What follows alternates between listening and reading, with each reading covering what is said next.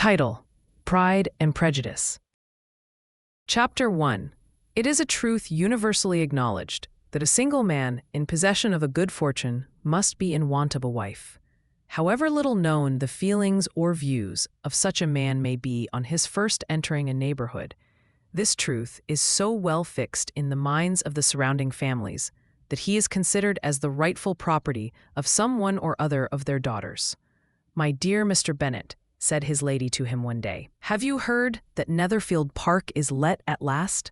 Mr. Bennet replied that he had not. "But it is," returned she, "for Mrs. Long has just been here, and she told me all about it." Mr. Bennet made no answer. "Do not you want to know who has taken it?" cried his wife impatiently. "You want to tell me, and I have no objection to hearing it." This was invitation enough. "Why, my dear, you must know. Mrs. Long says that Netherfield is taken by a young man of large fortune from the north of England, that he came down on Monday in a chaise and four to see the place, and was so much delighted with it that he agreed with Mr. Morris immediately, that he is to take possession before Michaelmas, and some of his servants are to be in the house by the end of next week. What is his name? Bingley. Is he married or single? Oh, single, my dear, to be sure. A single man of large fortune, 4,000 or 5,000 a year. What a fine thing for our girls. How so? How can it affect them? My dear Mr. Bennet, replied his wife, how can you be so tiresome? You must know that I am thinking of his marrying one of them. Is that his design in settling here? Design? Nonsense. How can you talk so? But it is very likely that he may fall in love with one of them, and therefore you must visit him as soon as he comes. I see no occasion for that. You and the girls may go, or you may send them by themselves, which perhaps will be still better, for as you are as handsome as any of them, Mr. Bingley might like you the best of the party. My dear, you flatter me. I certainly have had my share of beauty, but I do not pretend to be anything extraordinary now. When a woman has 5 grown-up daughters, she ought to give over thinking of her own beauty. In such cases, a woman has not often much beauty to think of. But, my dear, you must indeed go and see Mr. Bingley when he comes into the neighborhood. It is more than I engage for, I assure you. But consider your daughters. Only think what an establishment it would be for one of them. Sir William and Lady Lucas are determined to go merely on that account, for in general, you know, they visit no newcomers. Indeed, you must go, for it will be impossible for us to visit him if you do not. You are over-scrupulous, surely. I dare say Mr. Bingley will be very glad to see you, and I will send a few lines by you to assure him of my hearty consent to his marrying whichever he chooses of the girls, though I must throw in a good word for my little Lizzie. I desire you will do no such thing. Lizzie is not a bit better than the others, and I am sure she is not half so handsome as Jane, nor half so good-humored as Lydia. But you are always giving her the preference. They have none of them much to recommend them, replied he. They are all silly and ignorant like other girls, but Lizzie has something more of quickness than her sisters. Mr. Bennet, how can you abuse your own children in such a way? You take delight in vexing me. You have no compassion on my poor nerves. You mistake me, my dear. I have a high respect for your nerves. They are my old friends. I have heard you mention them with consideration these 20 years at least. Ah, you do not know what I suffer.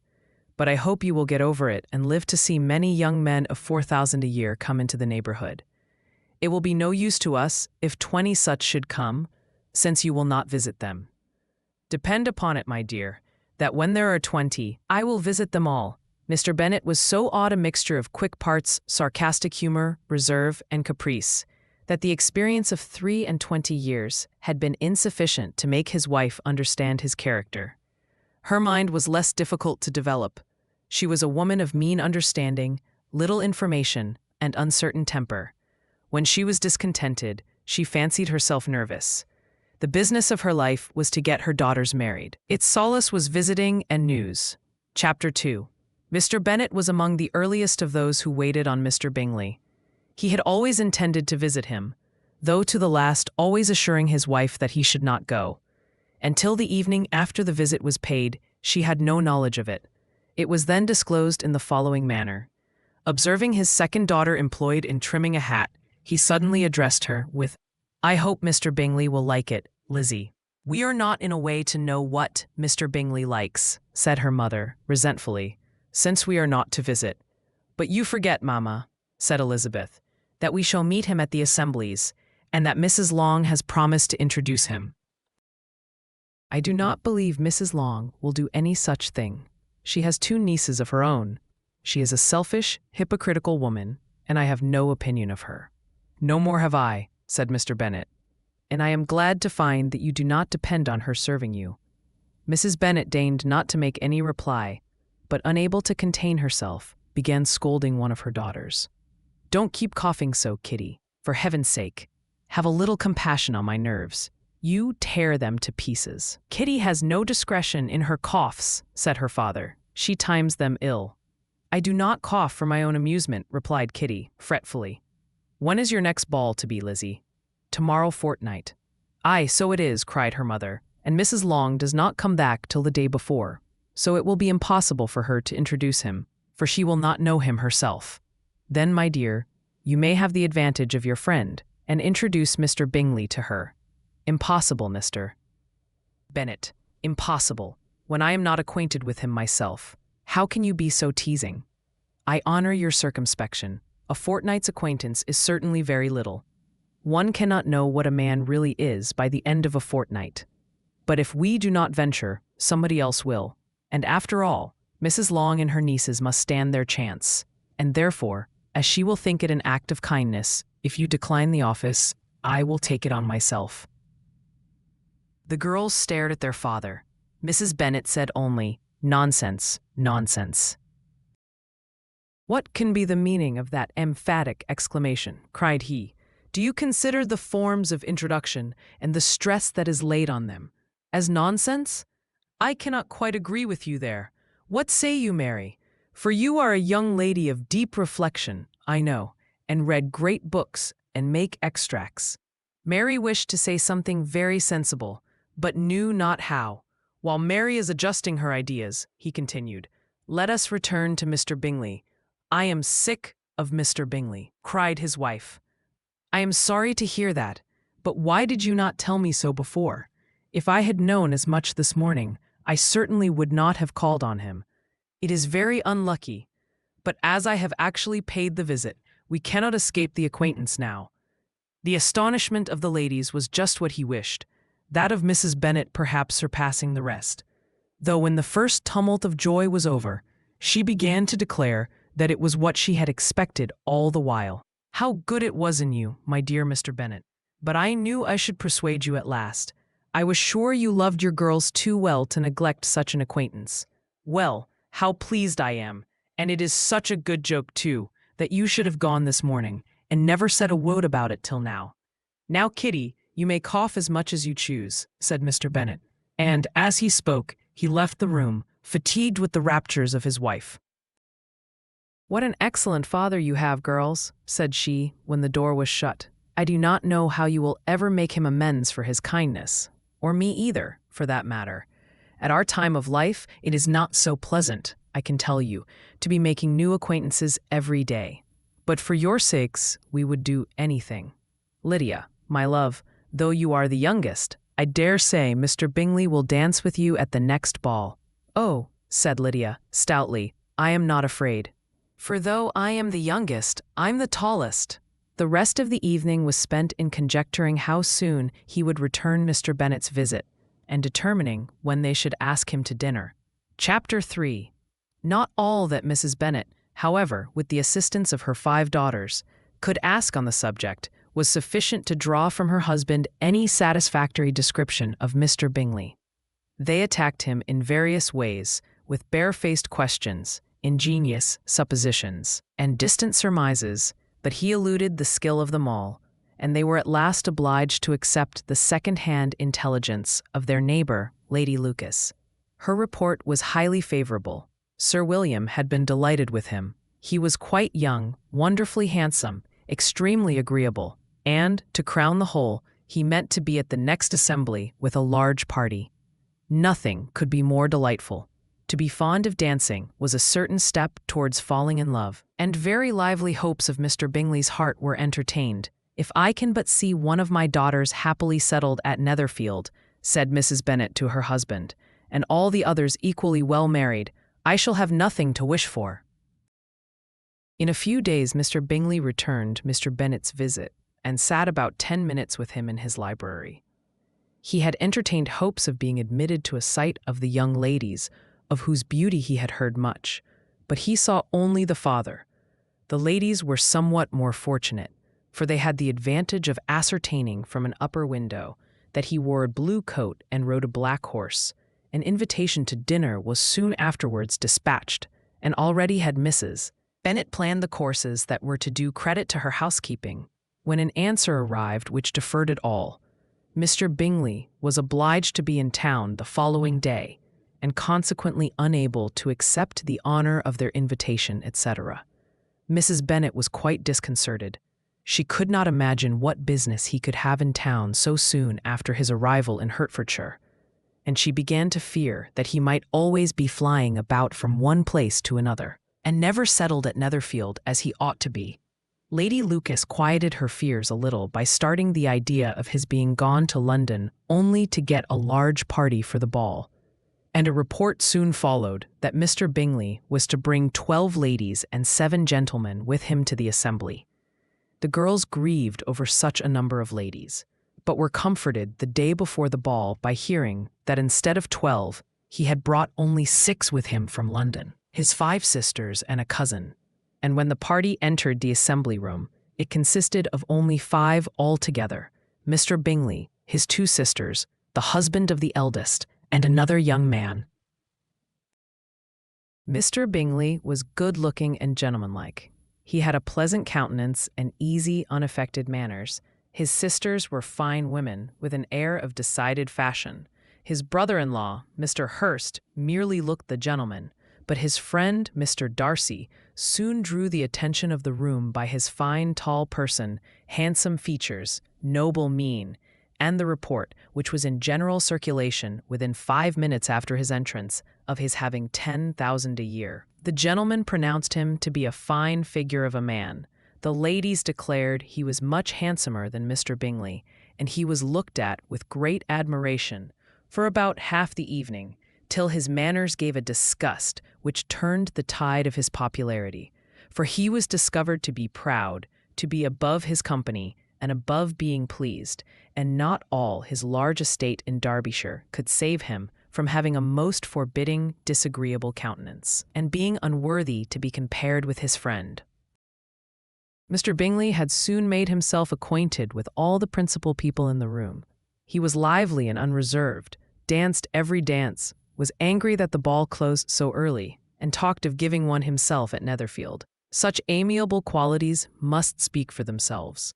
What a contrast between him and his friend! Mr. Darcy danced only once with Mrs. Hurst, and once with Miss Bingley, declined being introduced to any other lady, and spent the rest of the evening in walking about the room, speaking occasionally to one of his own party.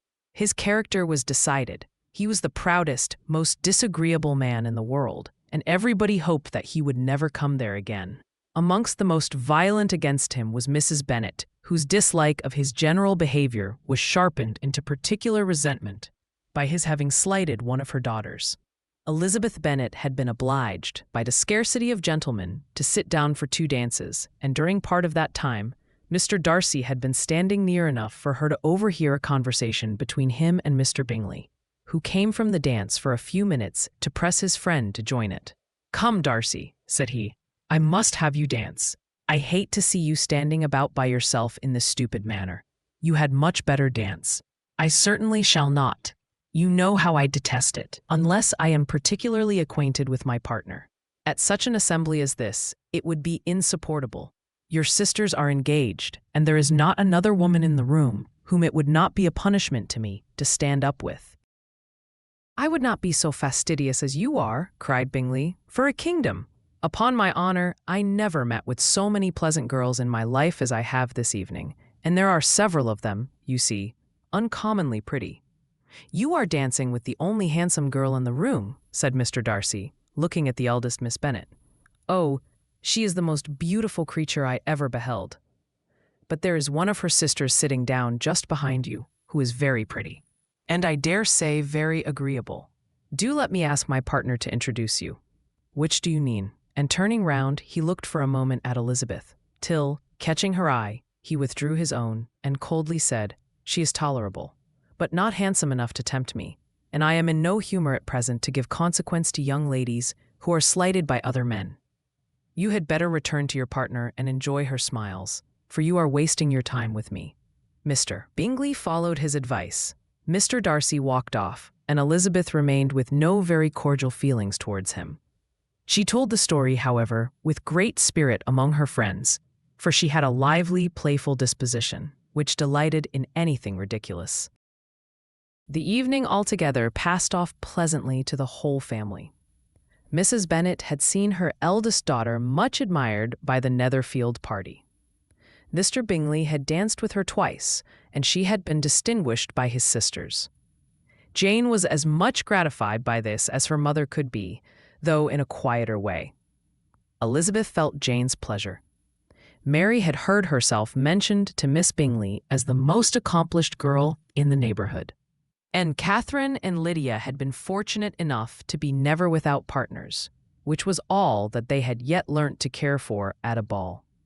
They returned, therefore, in good spirits to Longbourn, the village where they lived and of which they were the principal inhabitants. They found Mr. Bennet still up. With a book, he was regardless of time, and on the present occasion he had a good deal of curiosity as to the event of an evening which had raised such splendid expectations. He had rather hoped that all his wife's views on the stranger would be disappointed, but he soon found that he had a very different story to hear.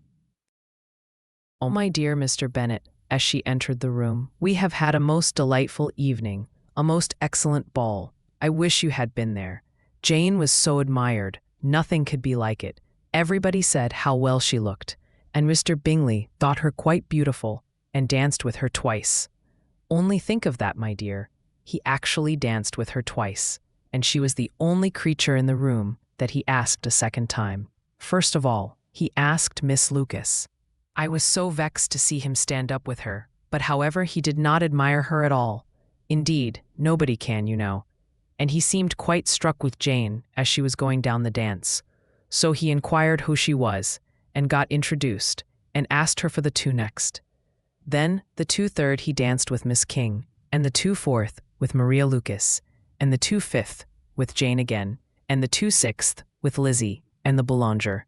If he had had any compassion for me, cried her husband impatiently, he would not have danced half so much. For God's sake, say no more of his partners. Oh, that he had sprained his ankle in the first dance. Oh, my dear, continued Mrs. Bennet, I am quite delighted with him. He is so excessively handsome, and his sisters are charming women. I never in my life saw anything more elegant than their dresses. I dare say the lace upon Mrs. Hurst's gown. Here she was interrupted again. Mr. Bennet protested against any description of finery. She was therefore obliged to seek another branch of the subject, and related, with much bitterness of spirit, and some exaggeration, the shocking rudeness of Mr. Darcy. But I can assure you, she added, that Lizzie does not lose much by not suiting his fancy, for he is a most disagreeable, horrid man, not at all worth pleasing, so high and so conceited that there was no enduring him. He walked here and he walked there, fancying himself so very great, not handsome enough to dance with. I wish you had been there, my dear, to have given him one of your set-downs. I quite detest the man." When Jane and Elizabeth were alone, the former, who had been cautious in her praise of Mr. Bingley before, expressed to her sister how very much she admired him. "He is just what a young man ought to be," said she, "sensible, good-humored, lively, and I never saw such happy manners, so much ease, with such perfect good breeding." "He is also handsome," replied Elizabeth, "which a young man ought likewise to be if he possibly can. His character is thereby complete. I was very much flattered by his asking me to dance a second time. I did not expect such a compliment. Did not you? I did for you. But that is one great difference between us. Compliments always take you by surprise, and me never. What could be more natural than his asking you again? He could not help seeing that you were about 5 times as pretty as every other woman in the room. No thanks to his gallantry for that. Well, he certainly is very agreeable, and I give you leave to like him. You have liked many a stupider person. Dear Lizzie, oh, you are a great deal too apt, you know, to like people in general. You never see a fault in anybody. All the world are good and agreeable in your eyes. I never heard you speak ill of a human being in my life. I would wish not to be hasty in censuring anyone, but I always speak what I think. I know you do, and it is that which makes the wonder, with your good sense, to be so honestly blind to the follies and nonsense of others. Affectation of candor is common enough. One meets with it everywhere. But to be candid without ostentation or design, to take the good of everybody's character and make it still better, and say nothing of the bad, belongs to you alone. And so you like this man's sisters too, do you? Their manners are not equal to his. Certainly not, at first, but they are very pleasing women when you converse with them. Miss Bingley is to live with her brother, and keep his house. And I am much mistaken if we shall not find a very charming neighbor in her. Elizabeth listened in silence, but was not convinced. Their behavior at the assembly had not been calculated to please in general. And with more quickness of observation, and less pliancy of temper than her sister, and with a judgment, too, unassailed by any attention to herself, she was very little disposed to approve them. They were, in fact, very fine ladies, not deficient in good humor when they were pleased, nor in the power of being agreeable where they chose it, but proud and conceited. They were rather handsome, had been educated in one of the first private seminaries in town, had a fortune of £20,000, were in the habit of spending more than they ought, and of associating with people of rank, and were therefore, in every respect, entitled to think well of themselves and meanly of others. They were of a respectable family in the north of England, a circumstance more deeply impressed on their memories than that their brother's fortune and their own had been acquired by trade. Mr. Bingley inherited property to the amount of nearly £100,000 from his father, who had intended to purchase an estate but did not live to do it. Mr. Bingley intended it likewise, and sometimes made choice of his county, but, as he was now provided with a good house and the liberty of a manor, it was doubtful to many of those who best knew the easiness of his temper, whether he might not spend the remainder of his days at Netherfield, and leave the next generation to purchase. His sisters were very anxious for his having an estate of his own, but though he was now established only as a tenant, Miss Bingley was by no means unwilling to preside at his table. Nor was Mrs. Hurst, who had married a man of more fashion than fortune, less disposed to consider his house as her home when it suited her. Mr. Bingley had not been of age 2 years when he was tempted by an accidental recommendation to look at Netherfield House. He did look at it and into it for half an hour, was pleased with the situation and the principal rooms, satisfied with what the owner said in its praise, and took it immediately. Between him and Darcy there was a very steady friendship, in spite of a great opposition of character. Bingley was endeared to Darcy by the easiness, openness, and ductility of his temper, though no disposition could offer a greater contrast to his own, and though with his own he never appeared dissatisfied. On the strength of Darcy's regard, Bingley had the firmest reliance, and of his judgment the highest opinion. In understanding, Darcy was the superior. Bingley was by no means deficient, but Darcy was clever. He was at the same time haughty, reserved, and fastidious, and his manners, though well-bred, were not inviting. In that respect his friend had greatly the advantage. Bingley was sure of being liked wherever he appeared. Darcy was continually giving offence. The manner in which they spoke of the Meryton Assembly was sufficiently characteristic. Bingley had never met with pleasanter people or prettier girls in his life. Everybody had been most kind and attentive to him. There had been no formality, no stiffness. He had soon felt acquainted with all the room, and as to Miss Bennet, he could not conceive an angel more beautiful. Darcy, on the contrary, had seen a collection of people in whom there was little beauty and no fashion, for none of whom he had felt the smallest interest, and from none received either attention or pleasure. Miss Bennet he acknowledged to be pretty, but she smiled too much. Mrs. Hurst and her sister allowed it to be so, but still they admired her and liked her, and pronounced her to be a sweet girl, and one whom they should not object to know more of. Miss Bennet was therefore established as a sweet girl, and their brother felt authorized by such commendation to think of her as he chose. Within a short walk of Longbourn lived a family with whom the Bennets were particularly intimate. Sir William Lucas had been formerly in trade in Meryton, where he had made a tolerable fortune and risen to the honor of knighthood by an address to the king during his mayoralty. The distinction had, perhaps, been felt too strongly.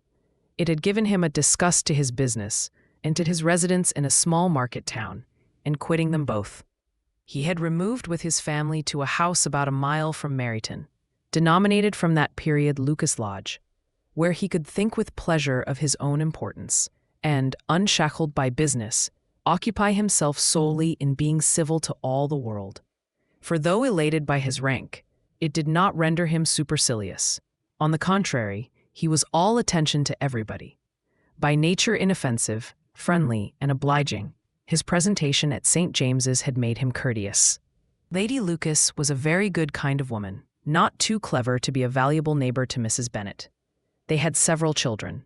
The eldest of them, a sensible, intelligent young woman, about 27, was Elizabeth's intimate friend. That the Miss Lucases and the Miss Bennets should meet to talk over a ball was absolutely necessary, and the morning after the assembly brought the former to Longbourn to hear and to communicate. Said Mrs. Bennet, with civil self-command to Miss Lucas, "You were Mr. Bingley's first choice." "Yes, but he seemed to like his second better." "Oh, you mean Jane, I suppose, because he danced with her twice." "To be sure, that did seem as if he admired her. Indeed, I rather believe he did. I heard something about it, but I hardly know what something about Mr. Robinson." "Perhaps you mean what I overheard between him and Mr. Robinson. Did not I mention it to you? Mr. Robinson's asking him how he liked our Meryton assemblies, and whether he did not think there were a great many pretty women in the room, and which he thought the prettiest, and his answering immediately to the last question, 'Oh, the eldest Miss Bennet, beyond a doubt. There cannot be two opinions on that point.' Upon my word, well, that was very decided. Indeed, that does seem as if, but, however, it may all come to nothing, you know. My overhearings were more to the purpose than yours." "Eliza," said Charlotte, "Mr. Darcy is not so well worth listening to as his friend, is he? Poor Eliza, to be only just tolerable. I beg you will not put it into Lizzie's head to be vexed by his ill treatment, for he is such a disagreeable man that it would be quite a misfortune to be liked by him. Mrs. Long told me last night that he sat close to her for half an hour without once opening his lips." "Are you quite sure, ma'am? Is not there a little mistake?" said Jane. "I certainly saw Mr. Darcy speaking to her. Because she asked him at last how he liked Netherfield, and he could not help answering her, but she said he seemed very angry at being spoke to. Miss Bingley told me," said Jane, "that he never speaks much unless among his intimate acquaintance. With them he is remarkably agreeable. I do not believe a word of it, my dear. If he had been so very agreeable, he would have talked to Mrs. Long. But I can guess how it was. Everybody says that he is eat up with pride, and I dare say he had heard somehow that Mrs. Long does not keep a carriage and had to come to the ball in a hack chaise." "I do not mind his not talking to Mrs. Long," said Miss Lucas, "but I wish he had danced with Eliza." "Another time, Lizzie," said her mother. "I would not dance with him if I were you. I believe, ma'am, I may safely promise you never to dance with him. His pride," said Miss Lucas, "does not offend me so much as pride often does, because there is an excuse for it. One cannot wonder that so very fine a young man, with family, fortune, everything in his favor, should think highly of himself. If I may so express it, he has a right to be proud." "That is very true," replied Elizabeth, "and I could easily forgive his pride if he had not mortified mine." "Pride," observed Mary, who piqued herself upon the solidity of her reflections, "is a very common failing, I believe. By all that I have ever read, I am convinced that it is very common indeed, that human nature is particularly prone to it, and that there are very few of us who do not cherish a feeling of self-complacency on the score of some quality or other, real or imaginary. Vanity and pride are different things, though the words are often used synonymously. A person may be proud without being vain. Pride relates more to our opinion of ourselves. vanity to what we would have others think of us. "If I were as rich as Mr. Darcy," cried a young Lucas, who came with his sisters, "I should not care how proud I was. I would keep a pack of foxhounds and drink a bottle of wine every day." "Then you would drink a great deal more than you ought," said Mrs. Bennet. "And if I were to see you at it, I should take away your bottle directly." The boy protested that she should not. She continued to declare that she would, and the argument ended only with the visit. Chapter VI. The ladies of Longbourn soon waited on those of Netherfield. The visit was returned in due form. Miss Bennet's pleasing manners grew on the goodwill of Mrs. Hurst and Miss Bingley, and though the mother was found to be intolerable and the younger sisters not worth speaking to, a wish of being better acquainted with them was expressed towards the two eldest.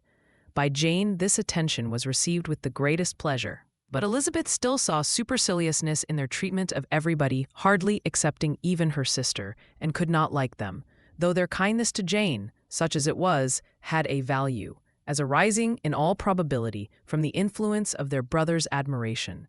It was generally evident, whenever they met, that he did admire her, and to her it was equally evident that Jane was yielding to the preference which she had begun to entertain for him from the first, and was in a way to be very much in love, but she considered with pleasure that it was not likely to be discovered by the world in general, since Jane united with great strength of feeling, a composure of temper, and an uniform cheerfulness of manner, which would guard her from the suspicions of the impertinent. She mentioned this to her friend Miss Lucas. "It may, perhaps, be pleasant," replied Charlotte, "to be able to impose on the public in such a case, but it is sometimes a disadvantage to be so very guarded.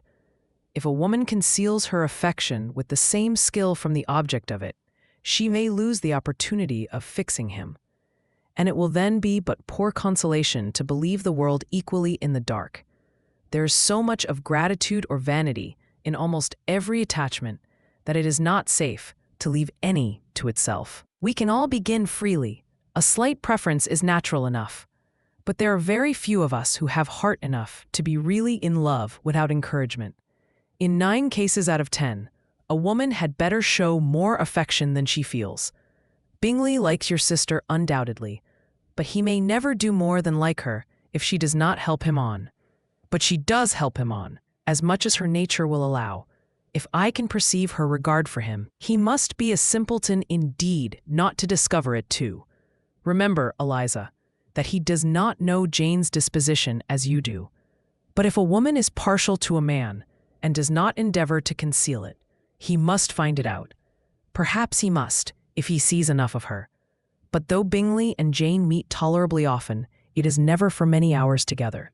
And as they always see each other in large mixed parties, it is impossible that every moment should be employed in conversing together.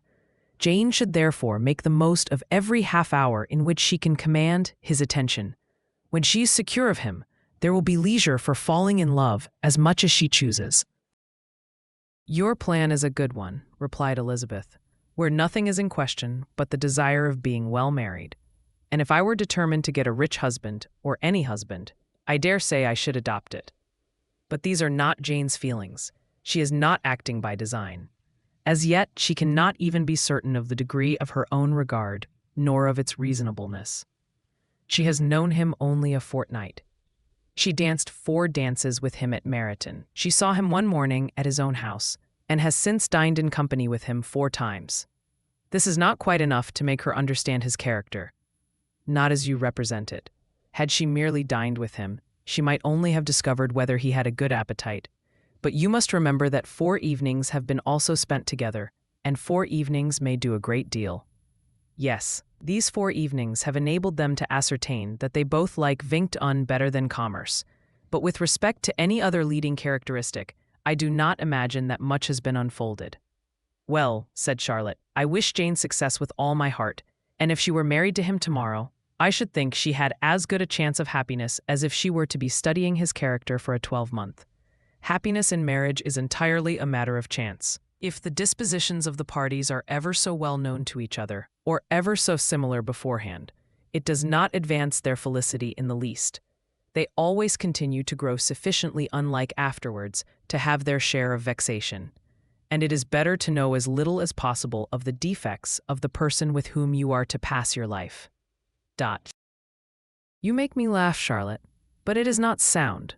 You know it is not sound, and that you would never act in this way yourself.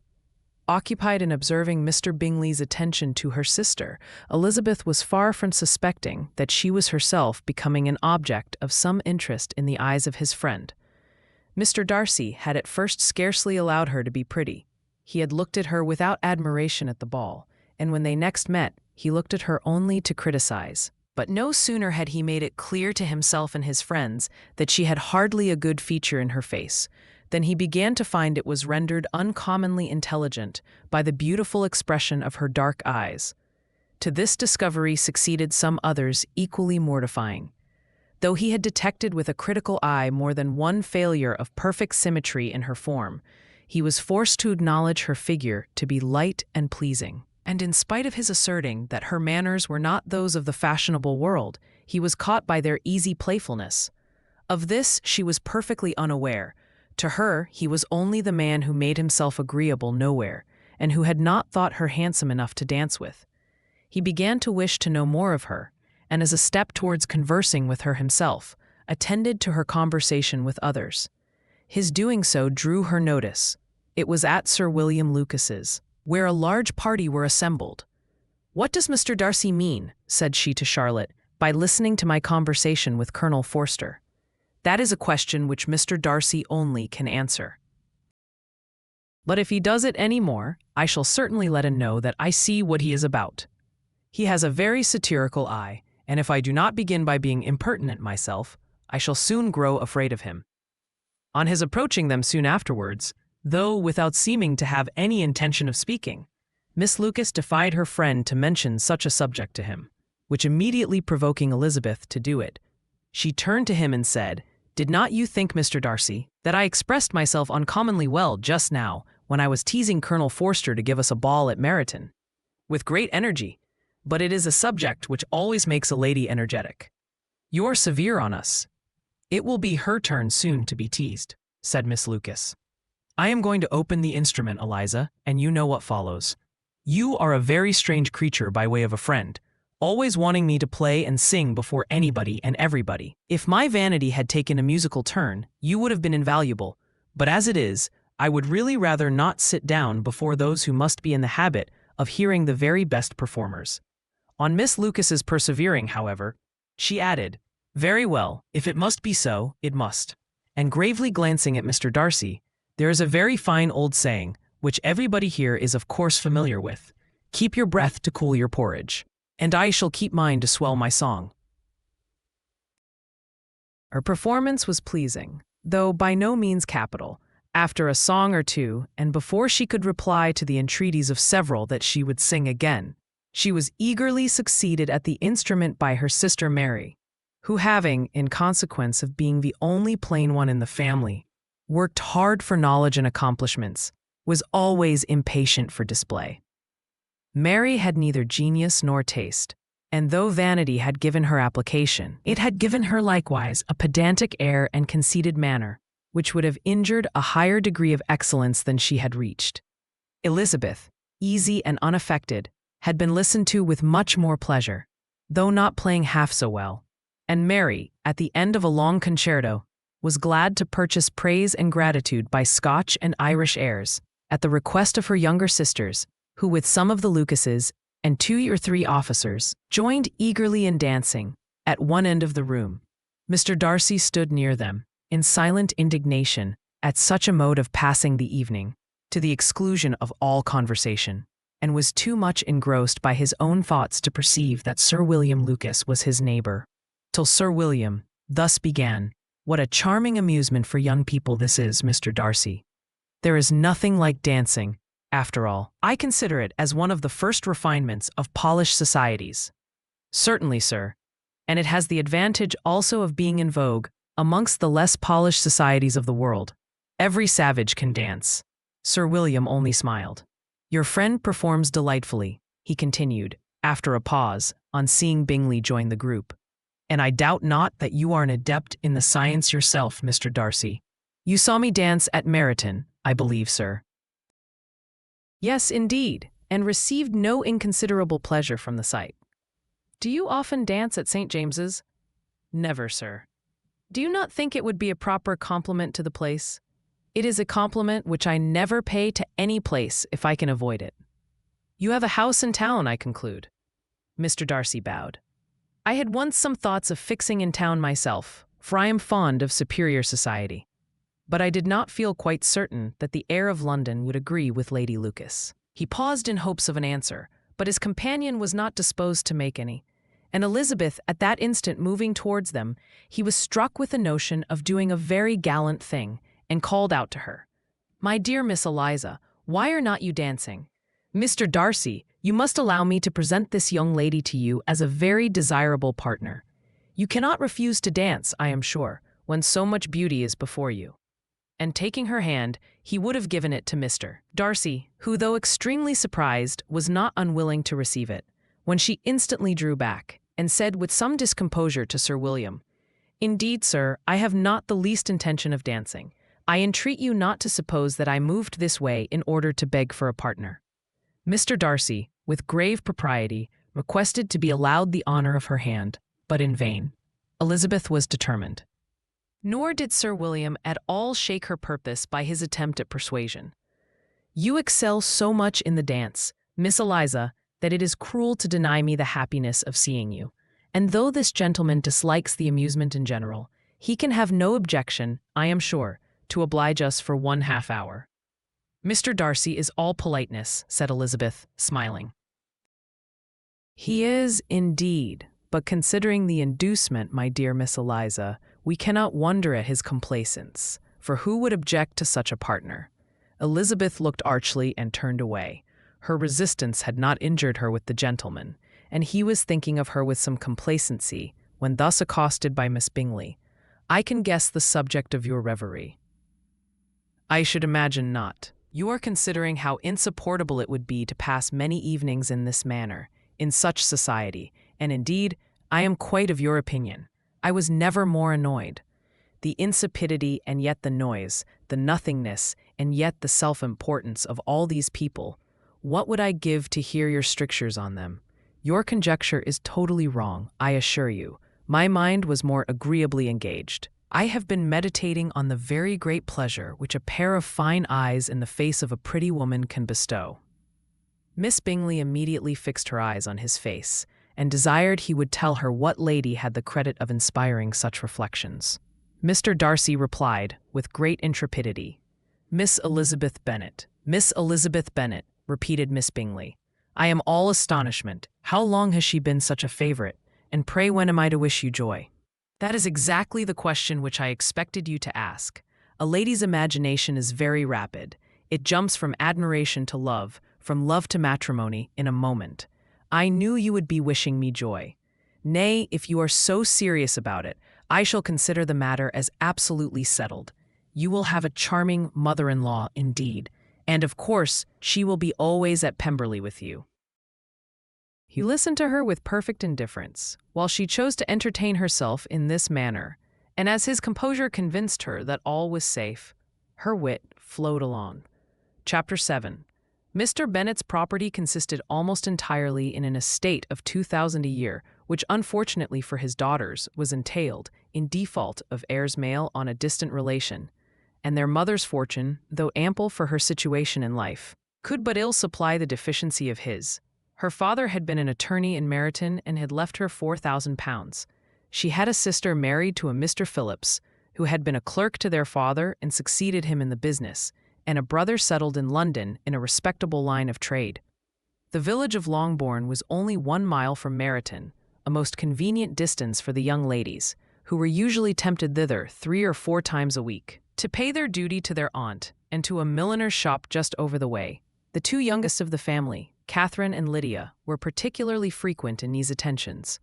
Their minds were more vacant than their sisters', and when nothing better offered, a walk to Meryton was necessary to amuse their morning hours and furnish conversation for the evening. And however bare of news the country in general might be, they always contrived to learn some from their aunt. At present, indeed, they were well supplied both with news and happiness by the recent arrival of a militia regiment in the neighborhood. It was to remain the whole winter, and Meryton was the headquarters.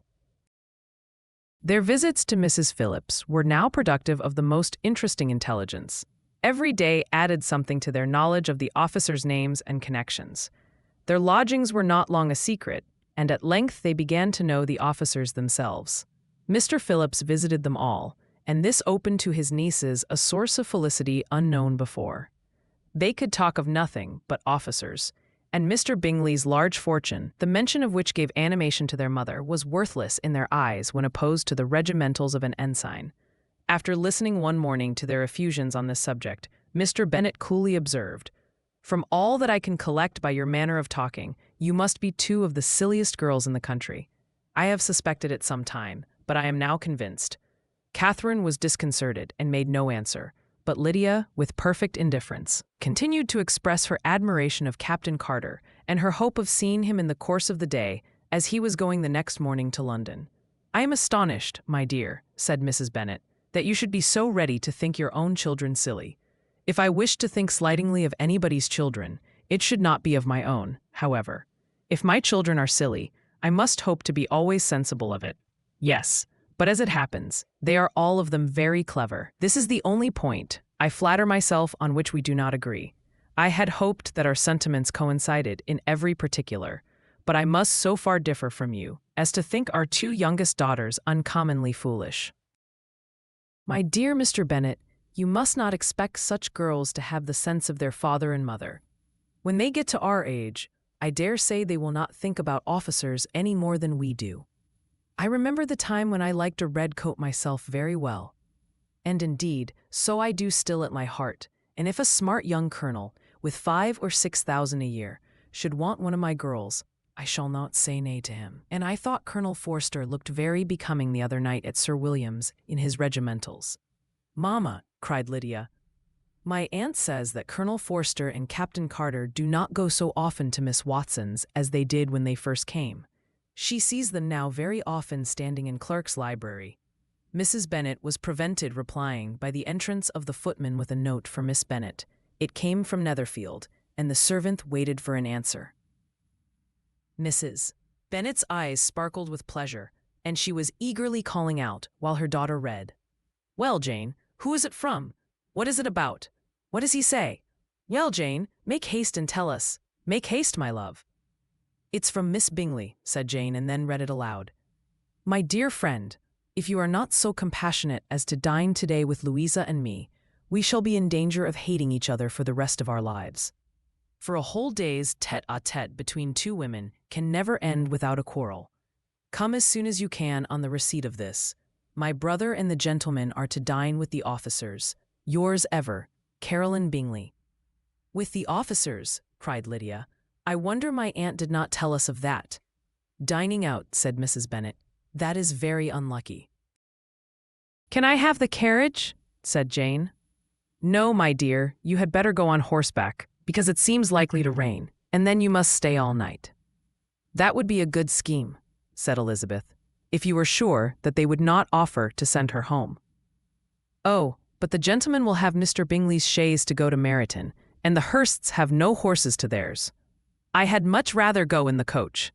But, my dear, your father cannot spare the horses, I am sure. They are wanted in the farm, Mr. Bennet, are not they?" "They are wanted in the farm much oftener than I can get them. But if you have got them today," said Elizabeth, "my mother's purpose will be answered." She did at last extort from her father an acknowledgment that the horses were engaged. Jane was therefore obliged to go on horseback, and her mother attended her to the door with many cheerful prognostics of a bad day. Her hopes were answered. Jane had not been gone long before it rained hard. Her sisters were uneasy for her, but her mother was delighted. The rain continued the whole evening without intermission. Jane certainly could not come back. "This was a lucky idea of mine, indeed," said Mrs. Bennet more than once, as if the credit of making it rain were all her own. Till the next morning, however, she was not aware of all the felicity of her contrivance. Breakfast was scarcely over when a servant from Netherfield brought the following note for Elizabeth. "My dearest Lizzie, I find myself very unwell this morning, which I suppose is to be imputed to my getting wet through yesterday. my kind friends will not hear of my returning home till I am better. They insist also on my seeing Mr. Jones, therefore do not be alarmed if you should hear of his having been to me. And excepting a sore throat and a headache, there is not much the matter with me. Yours, etc. Well, my dear, said Mr. Bennet, when Elizabeth had read the note aloud, if your daughter should have a dangerous fit of illness, if she should die, it would be a comfort to know that it was all in pursuit of Mr. Bingley, and under your orders. Oh, I am not at all afraid of her dying. People do not die of little trifling colds. She will be taken good care of. As long as she stays there, it is all very well. I would go and see her if I could have the carriage. Elizabeth, feeling really anxious, determined to go to her. Though the carriage was not to be had, and as she was no horsewoman, walking was her only alternative. She declared her resolution. How can you be so silly, cried her mother, as to think of such a thing in all this dirt? You will not be fit to be seen when you get there. I shall be very fit to see Jane, which is all I want. Is this a hint to me, Lizzie, said her father, to send for the horses? No, indeed. I do not wish to avoid the walk. The distance is nothing. When one has a motive, only 3 miles, I shall be back by dinner. I admire the activity of your benevolence, observed Mary, but every impulse of feeling should be guided by reason, and in my opinion, exertion should always be in proportion to what is required. We will go as far as Meryton with you, said Catherine and Lydia. Elizabeth accepted their company, and the 3 young ladies set off together. If we make haste, said Lydia, as they walked along, perhaps we may see something of Captain Carter before he goes. In Meryton they parted. The 2 youngest repaired to the lodgings of one of the officers' wives, and Elizabeth continued her walk alone, crossing field after field at a quick pace, jumping over stiles and springing over puddles with impatient activity, and finding herself at last within view of the house, with weary ankles, dirty stockings, and a face glowing with the warmth of exercise. She was shown into the breakfast parlor, where all but Jane were assembled, and where her appearance created a great deal of surprise. That she should have walked 3 miles so early in the day in such dirty weather, and by herself, was almost incredible to Mrs. Hurst and Miss Bingley, and Elizabeth was convinced that they held her in contempt for it. She was received, however, very politely by them, and in their brother's manners there was something better than politeness. There was good humor and kindness. Mr. Darcy said very little, and Mr. Hurst nothing at all. The former was divided between admiration of the brilliancy which exercise had given to her complexion, and doubt as to the occasions justifying her coming so far alone. The latter was thinking only of his breakfast. Her inquiries after her sister were not very favorably answered. Miss Bennet had slept ill, and though up, was very feverish and not well enough to leave her room. Elizabeth was glad to be taken to her immediately, and Jane, who had only been withheld by the fear of giving alarm or inconvenience, from expressing in her note how much she longed for such a visit, was delighted at her entrance. She was not equal, however, to much conversation, and when Miss Bingley left them together, could attempt little beside expressions of gratitude for the extraordinary kindness she was treated with. Elizabeth silently attended her. When breakfast was over, they were joined by the sisters, and Elizabeth began to like them herself when she saw how much affection and solicitude they showed for Jane. The apothecary came, and having examined his patient, said, as might be supposed, that she had caught a violent cold, and that they must endeavor to get the better of it, advised her to return to bed, and promised her some draughts. The advice was followed readily, for the feverish symptoms increased, and her head ached acutely. Elizabeth did not quit her room for a moment, nor were the other ladies often absent. The gentlemen being out, they had in fact nothing to do elsewhere. When the clock struck 3, Elizabeth felt that she must go, and very unwillingly said so. Miss Bingley offered her the carriage, and she only wanted a little pressing to accept it, when Jane testified such concern at parting with her that Miss Bingley was obliged to convert the offer of the chaise into an invitation to remain at Netherfield for the present. Elizabeth most thankfully consented, and a servant was dispatched to Longbourn to acquaint the family with her stay and bring back a supply of clothes. Chapter 8. At 5 o'clock the 2 ladies retired to dress, and at 6:30, Elizabeth was summoned to dinner. to the civil inquiries which then poured in, and amongst which she had the pleasure of distinguishing the much superior solicitude of Mr. Bingley, she could not make a very favorable answer. Jane was by no means better. The sisters, on hearing this, repeated 3 or 4 times how much they were grieved, how shocking it was to have a bad cold, and how excessively they disliked being ill themselves, and then thought no more of the matter, and their indifference towards Jane, when not immediately before them, restored Elizabeth to the enjoyment of all her original dislike.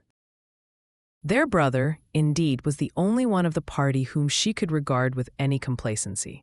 His anxiety for Jane was evident, and his attentions to herself most pleasing, and they prevented her feeling herself so much an intruder as she believed she was considered by the others. She had very little notice from any but him. Miss Bingley was engrossed by Mr. Darcy, her sister scarcely less so, and as for Mr. Hurst, by whom Elizabeth sat, he was an indolent man, who lived only to eat, drink, and play at cards, who, when he found her prefer a plain dish to a ragout, had nothing to say to her. When dinner was over, she returned directly to Jane, and Miss Bingley began abusing her as soon as she was out of the room. Her manners were pronounced to be very bad indeed, a mixture of pride and impertinence. She had no conversation, no style, no taste, no beauty. Mrs. Hurst thought the same, and added, "She has nothing, in short, to recommend her. But being an excellent walker, I shall never forget her appearance this morning. She really looked almost wild." "She did indeed, Louisa. I could hardly keep my countenance. Very nonsensical to come at all. Why must she be scampering about the country because her sister had a cold? Her hair so untidy, so blowsy. Yes, and her petticoat. I hope you saw her petticoat. 6 inches deep in mud, I am absolutely certain. And the gown which had been let down to hide it, not doing its office."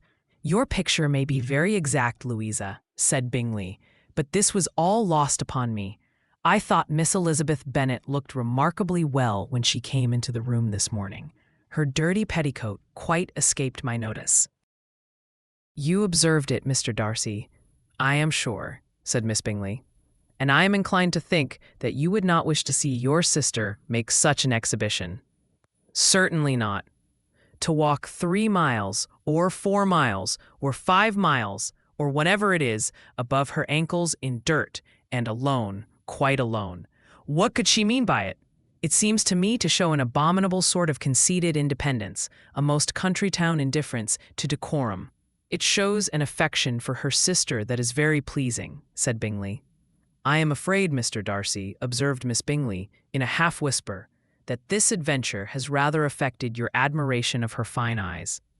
"Not at all," he replied. "They were brightened by the exercise." A short pause followed this speech, and Mrs. Hurst began again. "I have an excessive regard for Jane Bennet. She is really a very sweet girl, and I wish with all my heart she were well settled. But with such a father and mother, and such low connections, I am afraid there is no chance of it. I think I have heard you say that their uncle is an attorney in Meryton." "Yes, and they have another who lives somewhere near Cheapside." "That is capital," added her sister, and they both laughed heartily. "If they had uncles enough to fill all Cheapside," cried Bingley, "it would not make them one jot less agreeable, but it must very materially lessen their chance of marrying men of any consideration in the world," replied Darcy. To this speech Bingley made no answer, but his sisters gave it their hearty assent, and indulged their mirth for some time at the expense of their dear friend's vulgar relations. With a renewal of tenderness, however, they repaired to her room on leaving the dining parlor, and sat with her till summoned to coffee. She was still very poorly, and Elizabeth would not quit her at all till late in the evening, when she had the comfort of seeing her asleep, and when it appeared to her rather right than pleasant that she should go downstairs herself. On entering the drawing-room, she found the whole party at loo, and was immediately invited to join them. But suspecting them to be playing high, she declined it, and making her sister the excuse, said she would amuse herself for the short time she could stay below with a book. Mr. Hurst looked at her with astonishment. "Do you prefer reading to cards?" said he. "That is rather singular." "Miss Eliza Bennet," said Miss Bingley, "despises cards. She is a great reader, and has no pleasure in anything else." I deserve neither such praise nor such censure, cried Elizabeth. I am not a great reader, and I have pleasure in many things. In nursing your sister, I am sure you have pleasure, said Bingley, and I hope it will soon be increased by seeing her quite well. Elizabeth thanked him from her heart, and then walked towards a table where a few books were lying. He immediately offered to fetch her others, all that his library afforded. And I wish my collection were larger for your benefit and my own credit, but I am an idle fellow. And though I have not many, I have more than I ever looked into. Elizabeth assured him that she could suit herself perfectly with those in the room. I am astonished, said Miss Bingley, that my father should have left so small a collection of books. What a delightful library you have at Pemberley, Mr. Darcy. It ought to be good, he replied. It has been the work of many generations. And then you have added so much to it yourself. You are always buying books. I cannot comprehend the neglect of a family library in such days as these. Neglect? I am sure you neglect nothing that can add to the beauties of that noble place. Charles, when you build your house, I wish it may be half as delightful as Pemberley. I wish it may, but I would really advise you to make your purchase in that neighborhood and take Pemberley for a kind of model. There is not a finer county in England than Derbyshire. With all my heart, I will buy Pemberley itself if Darcy will sell it. I am talking of possibilities, Charles. Upon my word, Caroline, I should think it more possible to get Pemberley by purchase than by imitation. Elizabeth was so much caught by what passed as to leave her very little attention for her book, and soon laying it wholly aside, she drew near the card table and stationed herself between Mr. Bingley and his eldest sister to observe the game. Is Miss Darcy much grown since the spring? Said Miss Bingley. Will she be as tall as I am? I think she will. She's now about Miss Elizabeth Bennet's height, or rather taller. How I long to see her again. I never met with anybody who delighted me so much. Such a countenance, such manners, and so extremely accomplished for her age. Her performance on the pianoforte is exquisite. It is amazing to me, said Bingley, how young ladies can have patience to be so very accomplished as they all are. All young ladies accomplished? My dear Charles, what do you mean? Yes, all of them, I think. They all paint tables, cover screens, and net purses. I scarcely know anyone who cannot do all this, and I am sure I never heard a young lady spoken of for the first time without being informed that she was very accomplished. Your list of the common extent of accomplishments, said Darcy, has too much truth. The word is applied to many a woman who deserves it no otherwise than by netting a purse or covering a screen. But I am very far from agreeing with you in your estimation of ladies in general. I cannot boast of knowing more than half a dozen in the whole range of my acquaintance that are really accomplished. Nor I'm sure, said Miss Bingley. Then, observed Elizabeth, you must comprehend a great deal in your idea of an accomplished woman. Yes, I do comprehend a great deal in it. Oh, certainly, cried his faithful assistant. No one can be really esteemed accomplished who does not greatly surpass what is usually met with. A woman must have a thorough knowledge of music, singing, drawing, dancing, and the modern languages to deserve the word. And besides all this, she must possess a certain something in her air and manner of walking, the tone of her voice, her address and expressions, or the word will be but half deserved. All this she must possess, added Darcy. And to all she must yet add something more substantial in the improvement of her mind by extensive reading. I am no longer surprised at your knowing only 6 accomplished women. I rather wonder now at your knowing any. Are you so severe upon your own sex as to doubt the possibility of all this? I never saw such a woman. I never saw such capacity, and taste, and application, and elegance as you describe, united. Mrs. Hurst and Miss Bingley both cried out against the injustice of her implied doubt, and were both protesting that they knew many women who answered this description, when Mr. Hurst called them to order, with bitter complaints of their inattention to what was going forward. As all conversation was thereby at an end, Elizabeth soon afterwards left the room. Elizabeth Bennet, said Miss Bingley when the door was closed on her, is one of those young ladies who seek to recommend themselves to the other sex by undervaluing their own. and with many men, I dare say, it succeeds. But in my opinion, it is a paltry device, a very mean art. Undoubtedly, replied Darcy, to whom this remark was chiefly addressed. There is meanness in all the arts which ladies sometimes condescend to employ for captivation.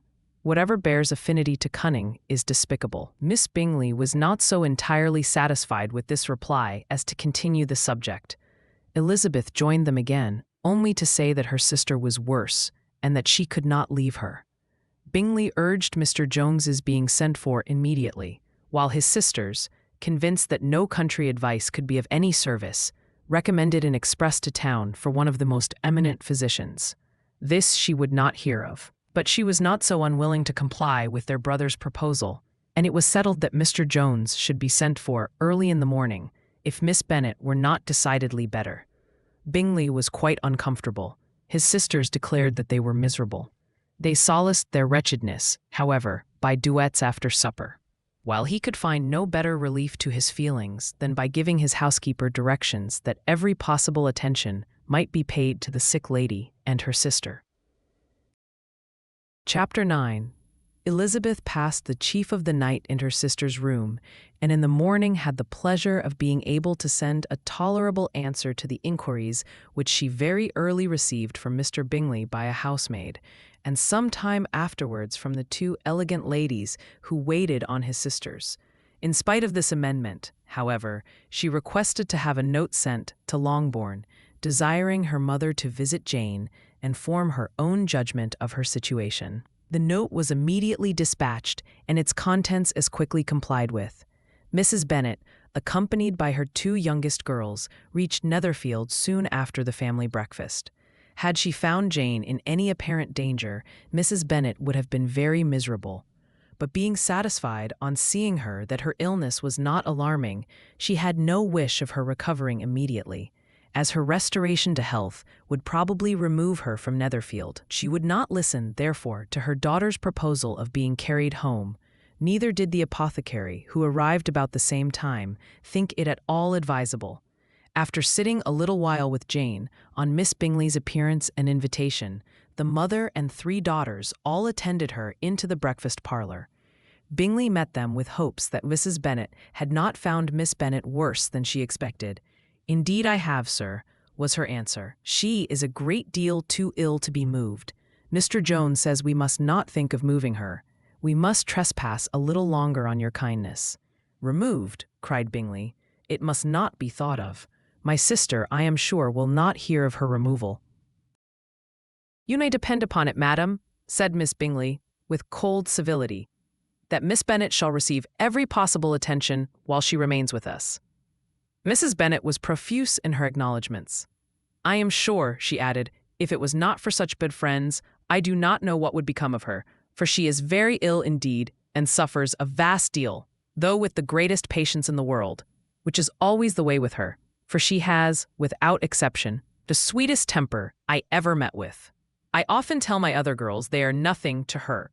You have a sweet room here, Mr. Bingley, and a charming prospect over that gravel walk. I do not know a place in the country that is equal to Netherfield. You will not think of quitting it in a hurry, I hope, though you have but a short lease." "Whatever I do is done in a hurry," replied he, "and therefore, if I should resolve to quit Netherfield, I should probably be off in 5 minutes. At present, however, I consider myself as quite fixed here." "That is exactly what I should have supposed of you," said Elizabeth. "You begin to comprehend me, do you?" cried he, turning towards her. "Oh yes, I understand you perfectly. I wish I might take this for a compliment, but to be so easily seen through, I am afraid, is pitiful. That is as it happens. It does not necessarily follow that a deep, intricate character is more or less estimable than such a one as yours." "Lizzie," cried her mother, "remember where you are, and do not run on in the wild manner that you are suffered to do at home." "I did not know before," continued Bingley, immediately, "that you were a studier of character. It must be an amusing study." "Yes, but intricate characters are the most amusing. They have at least that advantage." "The country," said Darcy, "can in general supply but few subjects for such a study. In a country neighborhood, you move in a very confined and unvarying society, but people themselves alter so much that there is something new to be observed in them forever. Yes, indeed, cried Mrs. Bennet, offended by his manner of mentioning a country neighborhood. I assure you there is quite as much of that going on in the country as in town. Everybody was surprised, and Darcy, after looking at her for a moment, turned silently away. Mrs. Bennet, who fancied she had gained a complete victory over him, continued her triumph. I cannot see that London has any great advantage over the country, for my part, except the shops and public places. The country is a vast deal pleasanter, is not it, Mr. Bingley? When I am in the country, he replied, I never wish to leave it, and when I am in town, it is pretty much the same. They have each their advantages, and I can be equally happy in either. Aye, that is because you have the right disposition. But that gentleman, looking at Darcy, seemed to think the country was nothing at all. Indeed, mamma, you are mistaken, said Elizabeth, blushing for her mother. You quite mistook Mr. Darcy. He only meant that there was not such a variety of people to be met with in the country as in town, which you must acknowledge to be true. Certainly, my dear, nobody said there were. But as to not meeting with many people in this neighborhood, I believe there are few neighborhoods larger. I know we dine with 24 families. Nothing but concern for Elizabeth could enable Bingley to keep his countenance.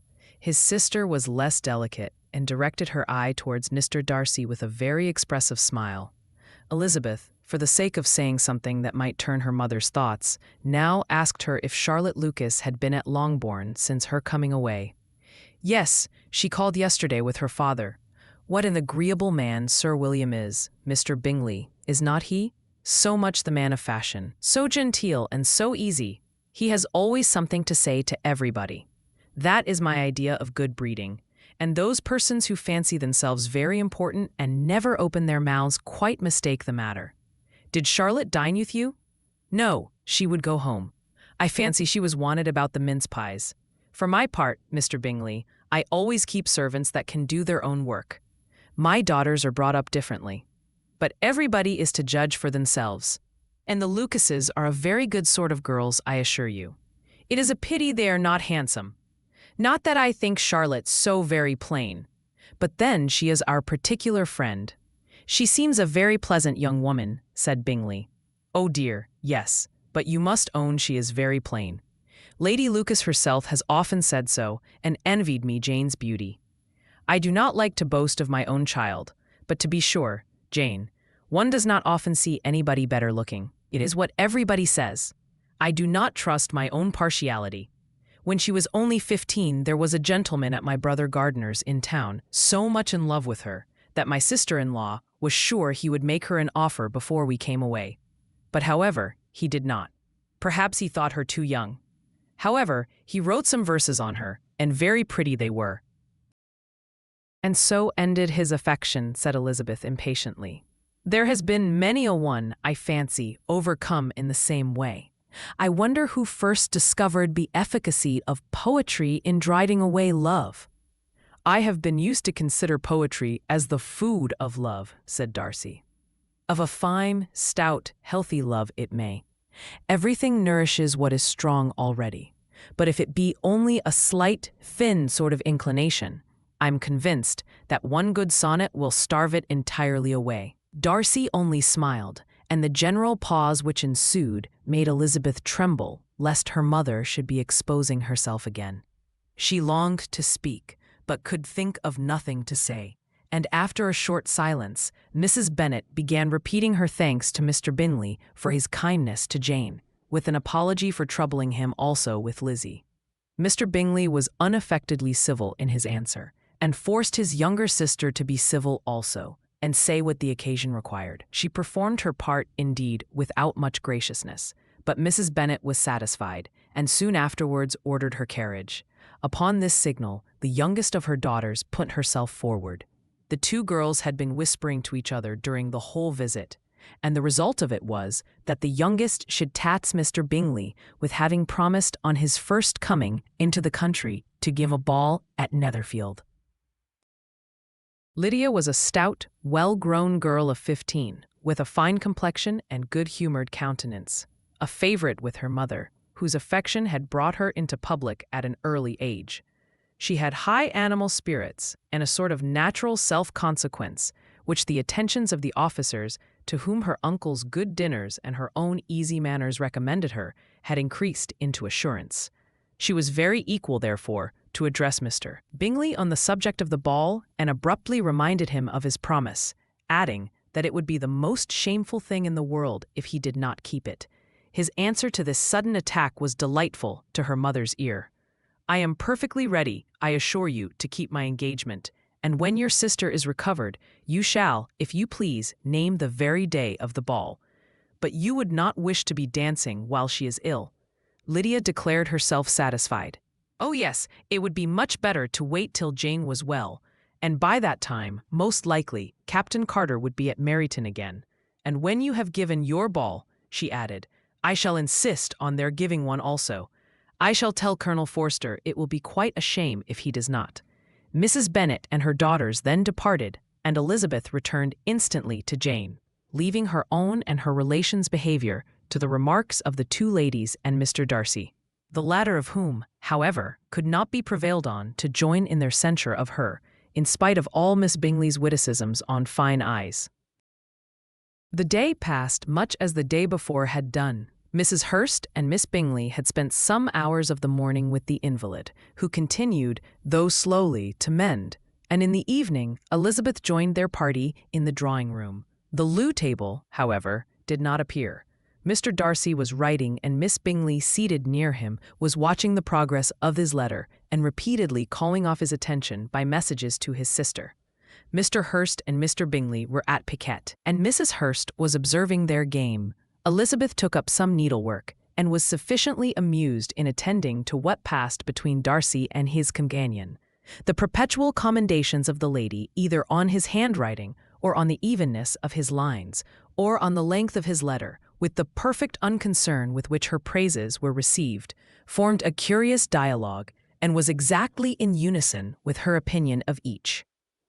"How delighted Miss Darcy will be to receive such a letter!" He made no answer. "You write uncommonly fast." "You are mistaken. I write rather slowly." "How many letters you must have occasion to write in the course of a year! Letters of business, too! How odious I should think them!" "It is fortunate, then, that they fall to my lot instead of to yours. Pray tell your sister that I long to see her. I have already told her so once, by your desire. I am afraid you do not like your pen. Let me mend it for you.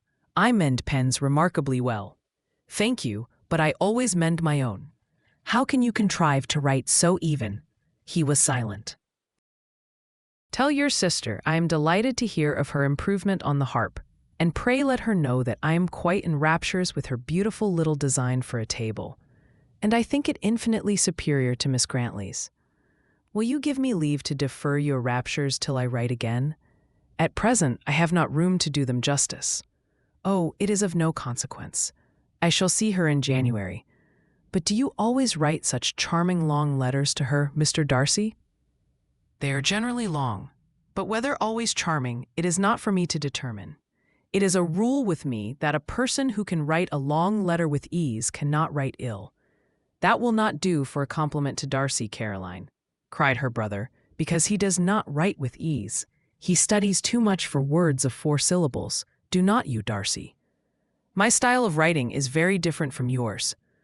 "Oh," cried Miss Bingley, "Charles writes in the most careless way imaginable.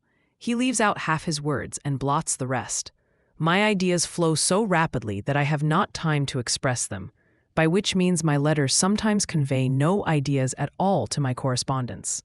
"Your humility, Mr. Bingley," said Elizabeth, "must disarm reproof." "Nothing is more deceitful," said Darcy, "than the appearance of humility. It is often only carelessness of opinion, and sometimes an indirect boast." "And which of the two do you call my little recent piece of modesty?" "Indirect boast, for you are really proud of your defects in writing, because you consider them as proceeding from a rapidity of thought and carelessness of execution, which, if not estimable, you think at least highly interesting. The power of doing anything with quickness is always much prized by the possessor, and often without any attention to the imperfection of the performance. When you told Mrs. Bennet this morning that if you ever resolved on quitting Netherfield, you should be gone in 5 minutes, You meant it to be a sort of panegyric, of compliment to yourself. And yet what is there so very laudable in a precipitance which must leave very necessary business undone, and can be of no real advantage to yourself or anyone else? Nay, cried Bingley, this is too much, to remember at night all the foolish things that were said in the morning. And yet, upon my honor, I believed what I said of myself to be true, and I believe it at this moment. At least, therefore, I did not assume the character of needless precipitance merely to show off before the ladies. I dare say you believed it, but I am by no means convinced that you would be gone with such celerity. Your conduct would be quite as dependent on chance as that of any man I know. And if, as you were mounting your horse, a friend were to say, Bingley, you had better stay till next week, you would probably do it. You would probably not go, and, at another word, might stay a month. You have only proved by this, cried Elizabeth, that Mr. Bingley did not do justice to his own disposition. You have shown him off now much more than he did himself. I am exceedingly gratified, said Bingley, by your converting what my friend says into a compliment on the sweetness of my temper. But I am afraid you are giving it a turn which that gentleman did by no means intend, for he would certainly think the better of me if, under such a circumstance, I were to give a flat denial and ride off as fast as I could. Darcy, then consider the rashness of your original intention as atoned for by your obstinacy in adhering to it. Upon my word, I cannot exactly explain the matter. Darcy must speak for himself. You expect me to account for opinions which you choose to call mine, but which I have never acknowledged. Allowing the case, however, to stand according to your representation, you must remember, Miss Bennet, that the friend who is supposed to desire his return to the house, and the delay of his plan, has merely desired it, asked it without offering one argument in favor of its propriety. To yield readily, easily, to the persuasion of a friend is no merit with you. To yield without conviction is no compliment to the understanding of either. You appear to me, Mr. Darcy, to allow nothing for the influence of friendship and affection. A regard for the requester would often make one readily yield to a request, without waiting for arguments to reason one into it. I am not particularly speaking of such a case as you have supposed about Mr. Bingley. We may as well wait, perhaps, till the circumstance occurs, before we discuss the discretion of his behavior thereupon. But in general and ordinary cases, between friend and friend, where one of them is desired by the other to change a resolution of no very great moment, should you think ill of that person for complying with the desire, without waiting to be argued into it? Will it not be advisable, before we proceed on this subject, to arrange with rather more precision the degree of importance which is to appertain to this request, as well as the degree of intimacy subsisting between the parties? By all means, cried Bingley. Let us hear all the particulars, not forgetting their comparative height and size, for that will have more weight in the argument, Miss Bennet, than you may be aware of. I assure you that if Darcy were not such a great tall fellow, in comparison with myself, I should not pay him half so much deference. I declare I do not know a more awful object than Darcy on particular occasions and in particular places, at his own house especially, and of a Sunday evening. When he has nothing to do, Mr. Darcy smiled, but Elizabeth thought she could perceive that he was rather offended, and therefore checked her laugh. Miss Bingley warmly resented the indignity he had received, in an expostulation with her brother for talking such nonsense. I see your design, Bingley, said his friend. You dislike an argument and want to silence this. Perhaps I do. Arguments are too much like disputes. If you and Miss Bennet will defer yours till I am out of the room, I shall be very thankful, and then you may say whatever you like of me. What you ask, said Elizabeth, is no sacrifice on my side, and Mr. Darcy had much better finish his letter. Mr. Darcy took her advice and did finish his letter. When that business was over, he applied to Miss Bingley and Elizabeth for the indulgence of some music. Miss Bingley moved with alacrity to the pianoforte, and after a polite request that Elizabeth would lead the way, which the other as politely and more earnestly negatived, she seated herself. Mrs. Hurst sang with her sister, and while they were thus employed, Elizabeth could not help observing, as she turned over some music books that lay on the instrument, how frequently Mr. Darcy's eyes were fixed on her. She hardly knew how to suppose that she could be an object of admiration to so great a man, and yet that he should look at her because he disliked her was still more strange. She could only imagine, however, at last, that she drew his notice because there was something about her more wrong and reprehensible, according to his ideas of right, than in any other person present. The supposition did not pain her. She liked him too little to care for his approbation. After playing some Italian songs, Miss Bingley varied the charm by a lively Scotch air, and soon afterwards, Mr. Darcy, drawing near Elizabeth, said to her, "Do you not feel a great inclination, Miss Bennet, to seize such an opportunity of dancing a reel?" She smiled, but made no answer. He repeated the question, with some surprise at her silence. "Oh," said she, "I heard you before, but I could not immediately determine what to say in reply. You wanted me, I know, to say yes, that you might have the pleasure of despising my taste, but I always delight in overthrowing those kind of schemes, and cheating a person of their premeditated contempt. I have, therefore, made up my mind to tell you that I do not want to dance a reel at all, and now despise me if you dare." "Indeed, I do not dare." Elizabeth, having rather expected to affront him, was amazed at his gallantry, but there was a mixture of sweetness and archness in her manner, which made it difficult for her to affront anybody, and Darcy had never been so bewitched by any woman as he was by her. He really believed that were it not for the inferiority of her connections, he should be in some danger. Miss Bingley saw, or suspected, enough to be jealous, and her great anxiety for the recovery of her dear friend Jane received some assistance from her desire of getting rid of Elizabeth.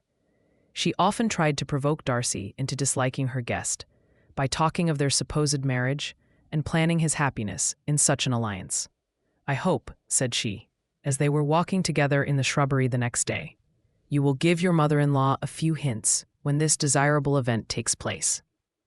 As to the advantage of holding her tongue, and if you can compass it, to cure the younger girls of running after the officers. And, if I may mention so delicate a subject, endeavor to check that little something, bordering on conceit and impertinence, which your lady possesses. Have you anything else to propose for my domestic felicity?" "Oh, yes. Do let the portraits of your uncle and Aunt Phillips be placed in the gallery at Pemberley. Put them next to your great-uncle the judge. They are in the same profession, you know, only in different lines. As for your Elizabeth's picture, you must not attempt to have it taken, for what painter could do justice to those beautiful eyes? It would not be easy, indeed, to catch their expression, but their color and shape and the eyelashes, so remarkably fine, might be copied." At that moment they were met from another walk by Mrs. Hurst and Elizabeth herself. "I did not know that you intended to walk," said Miss Bingley, in some confusion, lest they had been overheard. "You used us abominably ill," answered Mrs. Hurst, "running away without telling us that you were coming out." Then, taking the disengaged arm of Mr. Darcy, she left Elizabeth to walk by herself. The path just admitted 3. Mr. Darcy felt their rudeness, and immediately said, "This walk is not wide enough for our party. We had better go into the avenue." But Elizabeth, who had not the least inclination to remain with them, laughingly answered, "No, no, stay where you are. You are charmingly grouped, and appear to uncommon advantage. The picturesque would be spoiled by admitting a 4th. Goodbye." She then ran gaily off, rejoicing as she rambled about in the hope of being at home again in a day or 2. Jane was already so much recovered as to intend leaving her room for a couple of hours that evening. Title: Pride and Prejudice.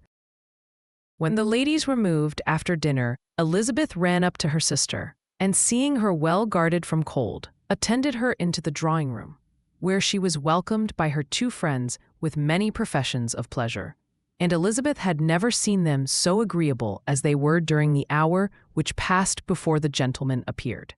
Their powers of conversation were considerable. They could describe an entertainment with accuracy, relate an anecdote with humor, and laugh at their acquaintance with spirit. But when the gentlemen entered, Jane was no longer the first object. Miss Bingley's eyes were instantly turned towards Darcy, and she had something to say to him, Before he had advanced many steps, he addressed himself directly to Miss Bennet with a polite congratulation. Mr. Hurst also made her a slight bow and said he was very glad, but diffuseness and warmth remained for Bingley's salutation. He was full of joy and attention. The first half-hour was spent in piling up the fire, lest she should suffer from the change of room, and she removed, at his desire, to the other side of the fireplace, that she might be farther from the door. He then sat down by her and talked scarcely to anyone else.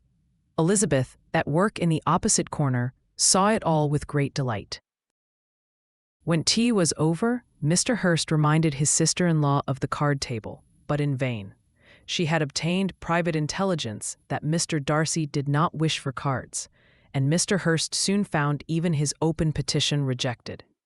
She assured him that no one intended to play, and the silence of the whole party on the subject seemed to justify her. Mr. Hurst had, therefore, nothing to do but to stretch himself on one of the sofas and go to sleep. Darcy took up a book. Miss Bingley did the same, and Mrs. Hurst, principally occupied in playing with her bracelets and rings, joined now and then in her brother's conversation with Miss Bennet.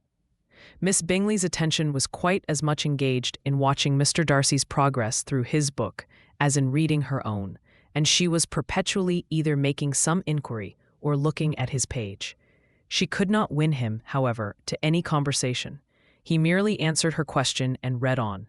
At length, quite exhausted by the attempt to be amused with her own book, which she had only chosen because it was the second volume of his, she gave a great yawn and said, "How pleasant it is to spend an evening in this way. I declare, after all, there is no enjoyment like reading. How much sooner one tires of anything than of a book. When I have a house of my own, I shall be miserable if I have not an excellent library." No one made any reply. She then yawned again, threw aside her book, and cast her eyes round the room in quest of some amusement. When hearing her brother mentioning a ball to Miss Bennet, she turned suddenly towards him and said, "Well, the by, Charles, are you really serious in meditating a dance at Netherfield? I would advise you, before you determine on it, to consult the wishes of the present party. I am much mistaken if there are not some among us to whom a ball would be rather a punishment than a pleasure."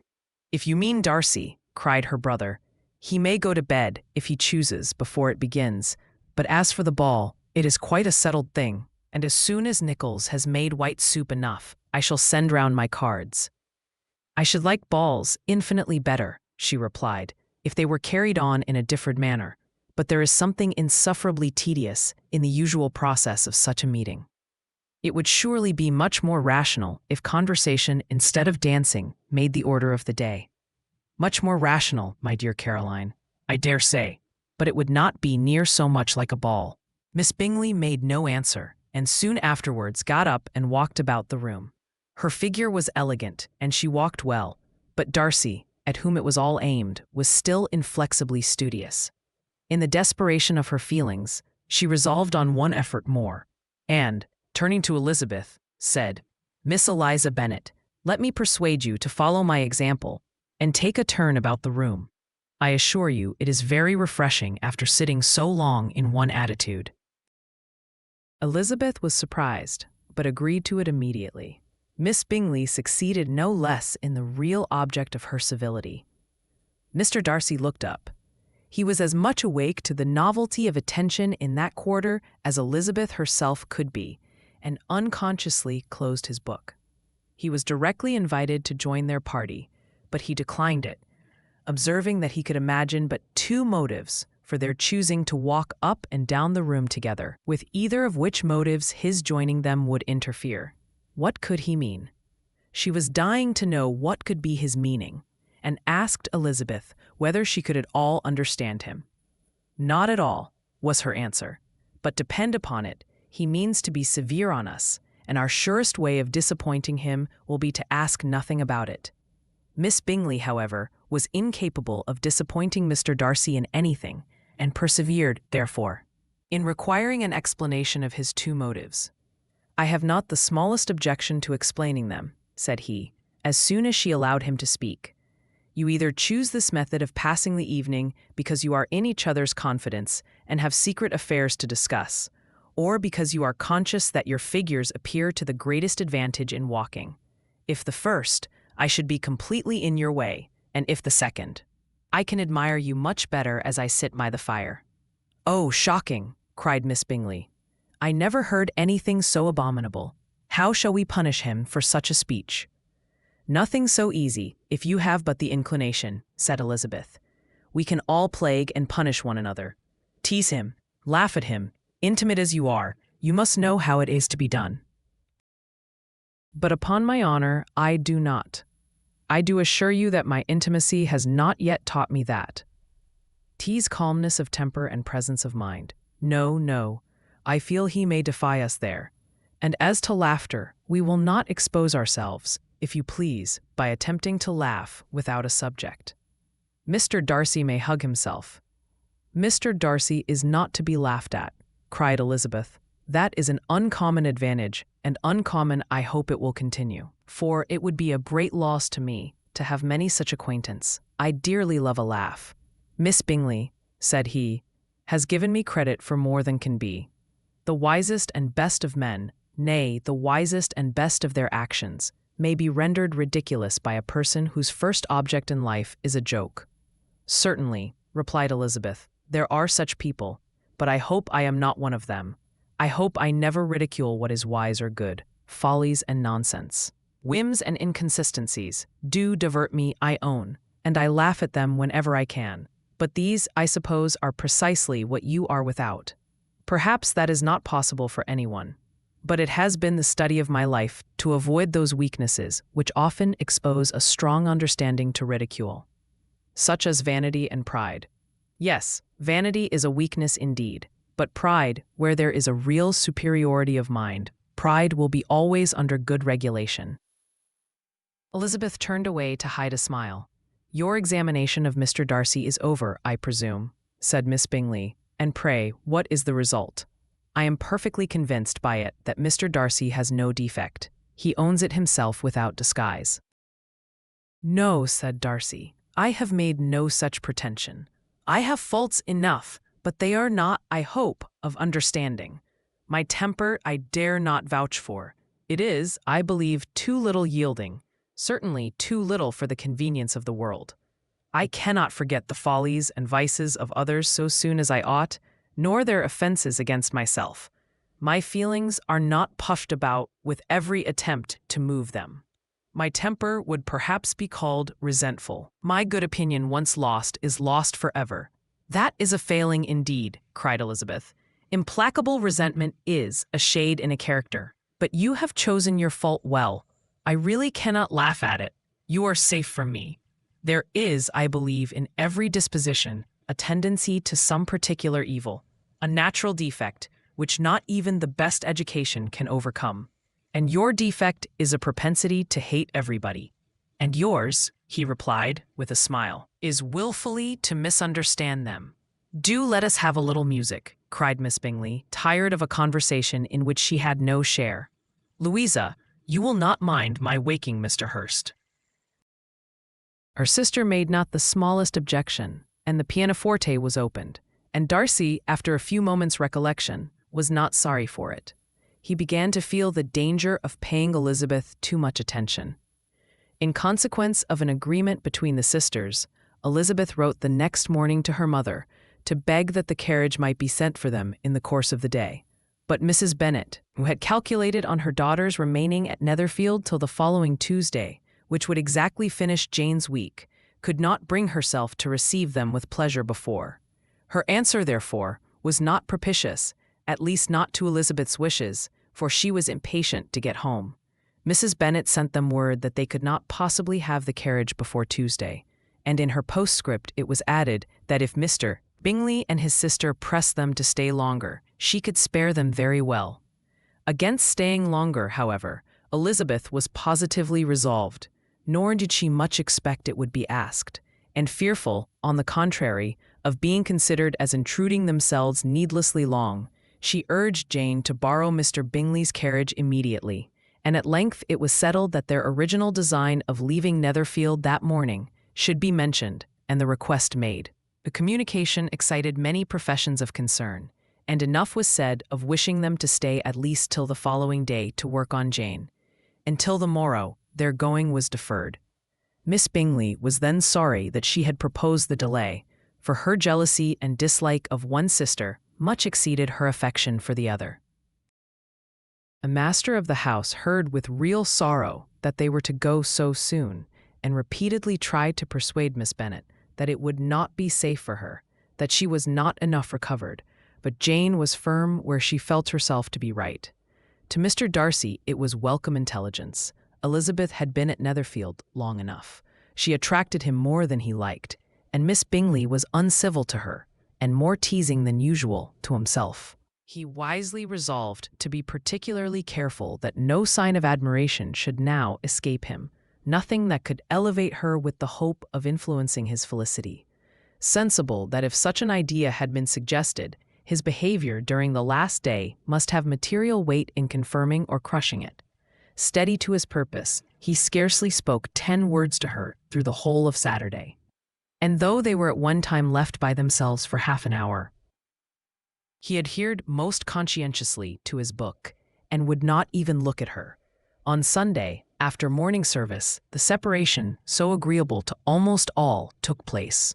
Miss Bingley's civility to Elizabeth increased at last very rapidly, as well as her affection for Jane, and when they parted, after assuring the latter of the pleasure it would always give her to see her either at Longbourn or Netherfield, and embracing her most tenderly, she even shook hands with the former. Elizabeth took leave of the whole party in the liveliest spirits. They were not welcomed home very cordially by their mother. Mrs. Bennet wondered at their coming, and thought them very wrong to give so much trouble, and was sure Jane would have caught cold again. But their father, though very laconic in his expressions of pleasure, was really glad to see them. He had felt their importance in the family circle. The evening conversation, when they were all assembled, had lost much of its animation, and almost all its sense. By the absence of Jane and Elizabeth, they found Mary, as usual, deep in the study of thorough base and human nature, and had some new extracts to admire and some new observations of threadbare morality to listen to. Catherine and Lydia had information for them of a different sort. Much had been done, and much had been said in the regiment since the preceding Wednesday. Several of the officers had dined lately with their uncle. A private had been flogged, and it had actually been hinted that Colonel Forster was going to be married. "I hope, my dear," said Mr. Bennet to his wife, as they were at breakfast the next morning, "that you have ordered a good dinner today, because I have reason to expect an addition to our family party." "Who do you mean, my dear?" "I know of nobody that is coming, I am sure, unless Charlotte Lucas should happen to call in. And I hope my dinners are good enough for her. I do not believe she often sees such at home. The person of whom I speak is a gentleman and a stranger." Mrs. Bennet's eyes sparkled. "A gentleman and a stranger. It is Mr. Bingley, I am sure. Why, Jane, you never dropped a word of this, you sly thing. Well, I am sure I shall be extremely glad to see Mr. Bingley. But good Lord, how unlucky. There is not a bit of fish to be got today. Lydia, my love, ring the bell. I must speak to Hill this moment." "It is not Mr. Bingley," said her husband. "It is a person whom I never saw in the whole course of my life." This roused a general astonishment, and he had the pleasure of being eagerly questioned by his wife and 5 daughters at once. After amusing himself some time with their curiosity, he thus explained: "About a month ago I received this letter, and about a fortnight ago I answered it, for I thought it a case of some delicacy and requiring early attention. It is from my cousin, Mr. Collins, who, when I am dead, may turn you all out of this house as soon as he pleases." "Oh, my dear," cried his wife, "I cannot bear to hear that mentioned. Pray do not talk of that odious man. I do think it is the hardest thing in the world that your estate should be entailed away from your own children, and I am sure, if I had been you, I should have tried long ago to do something or other about it." Jane and Elizabeth attempted to explain to her the nature of an entail. They had often attempted it before, but it was a subject on which Mrs. Bennet was beyond the reach of reason, and she continued to rail bitterly against the cruelty of settling an estate away from a family of 5 daughters, in favor of a man whom nobody cared anything about. "It certainly is a most iniquitous affair," said Mr. Bennet, "and nothing can clear Mr. Collins from the guilt of inheriting Longbourn. But if you will listen to his letter, you may perhaps be a little softened by his manner of expressing himself." "No, that I am sure I shall not, and I think it was very impertinent of him to write to you at all, and very hypocritical. I hate such false friends. Why could not he keep on quarreling with you as his father did before him? Why, indeed, he does seem to have had some filial scruples on that head, as you will hear. Hunsford, near Westerham, Kent, 15 October. Dear Sir, the disagreement subsisting between yourself and my late honored father always gave me much uneasiness, and since I have had the misfortune to lose him, I have frequently wished to heal the breach. But for some time I was kept back by my own doubts, fearing lest it might seem disrespectful to his memory for me to be on good terms with anyone with whom it had always pleased him to be at variance. There, Mrs. Bennet. My mind, however, is now made up on the subject. For, having received ordination at Easter, I have been so fortunate as to be distinguished by the patronage of the Right Honourable Lady Catherine de Bourgh, widow of Sir Louis de Bourgh, whose bounty and beneficence has preferred me to the valuable rectory of this parish, where it shall be my earnest endeavour to demean myself with grateful respect towards her ladyship, and be ever ready to perform those rites and ceremonies which are instituted by the Church of England. As a clergyman, moreover, I feel it my duty to promote and establish the blessing of peace in all families within the reach of my influence, and on these grounds I flatter myself that my present overtures of goodwill are highly commendable, and that the circumstance of my being next in the entail of Longbourn estate will be kindly overlooked on your side, and not lead you to reject the offered olive branch. I cannot be otherwise than concerned at being the means of injuring your amiable daughters, and beg leave to apologize for it, as well as to assure you of my readiness to make them every possible amends. But of this hereafter. If you should have no objection to receive me into your house, I propose myself the satisfaction of waiting on you and your family, Monday, November 18th, by 4 o'clock, and shall probably trespass on your hospitality till the Saturday sane night following, which I can do without any inconvenience, as Lady Catherine is far from objecting to my occasional absence on a Sunday, provided that some other clergyman is engaged to do the duty of the day. I remain, dear sir, with respectful compliments to your lady and daughters, your well-wisher and friend, William Collins. At 4 o'clock, therefore, we may expect this peacemaking gentleman, said Mr. Bennet, as he folded up the letter.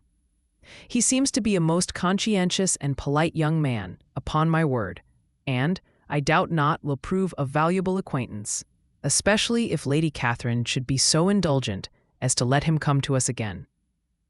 There is some sense in what he says about the girls, however, and if he is disposed to make them any amends, I shall not be the person to discourage him. Though it is difficult, said Jane, to guess in what way he can mean to make us the atonement he thinks our due. The wish is certainly to his credit. Elizabeth was chiefly struck with his extraordinary deference for Lady Catherine, and his kind intention of christening, marrying, and burying his parishioners whenever it were required. He must be an oddity, I think, said she. I cannot make him out. There is something very pompous in his style. And what can he mean by apologizing for being next in the entail? We cannot suppose he would help it if he could. Can he be a sensible man, sir? No, my dear, I think not. I have great hopes of finding him quite the reverse. There is a mixture of servility and self-importance in his letter which promises well. I am impatient to see him. In point of composition, said Mary, his letter does not seem defective. The idea of the olive branch perhaps is not wholly new, yet I think it is well expressed. To Catherine and Lydia, neither the letter nor its writer were in any degree interesting. It was next to impossible that their cousin should come in a scarlet coat, and it was now some weeks since they had received pleasure from the society of a man in any other color. As for their mother, Mr. Collins's letter had done away much of her ill will, and she was preparing to see him with a degree of composure which astonished her husband and daughters. Mr. Collins was punctual to his time and was received with great politeness by the whole family. Mr. Bennet indeed said little, but the ladies were ready enough to talk, and Mr. Collins seemed neither in need of encouragement nor inclined to be silent himself. He was a tall, heavy-looking young man of 25. His air was grave and stately, and his manners were very formal. He had not been long seated before he complimented Mrs.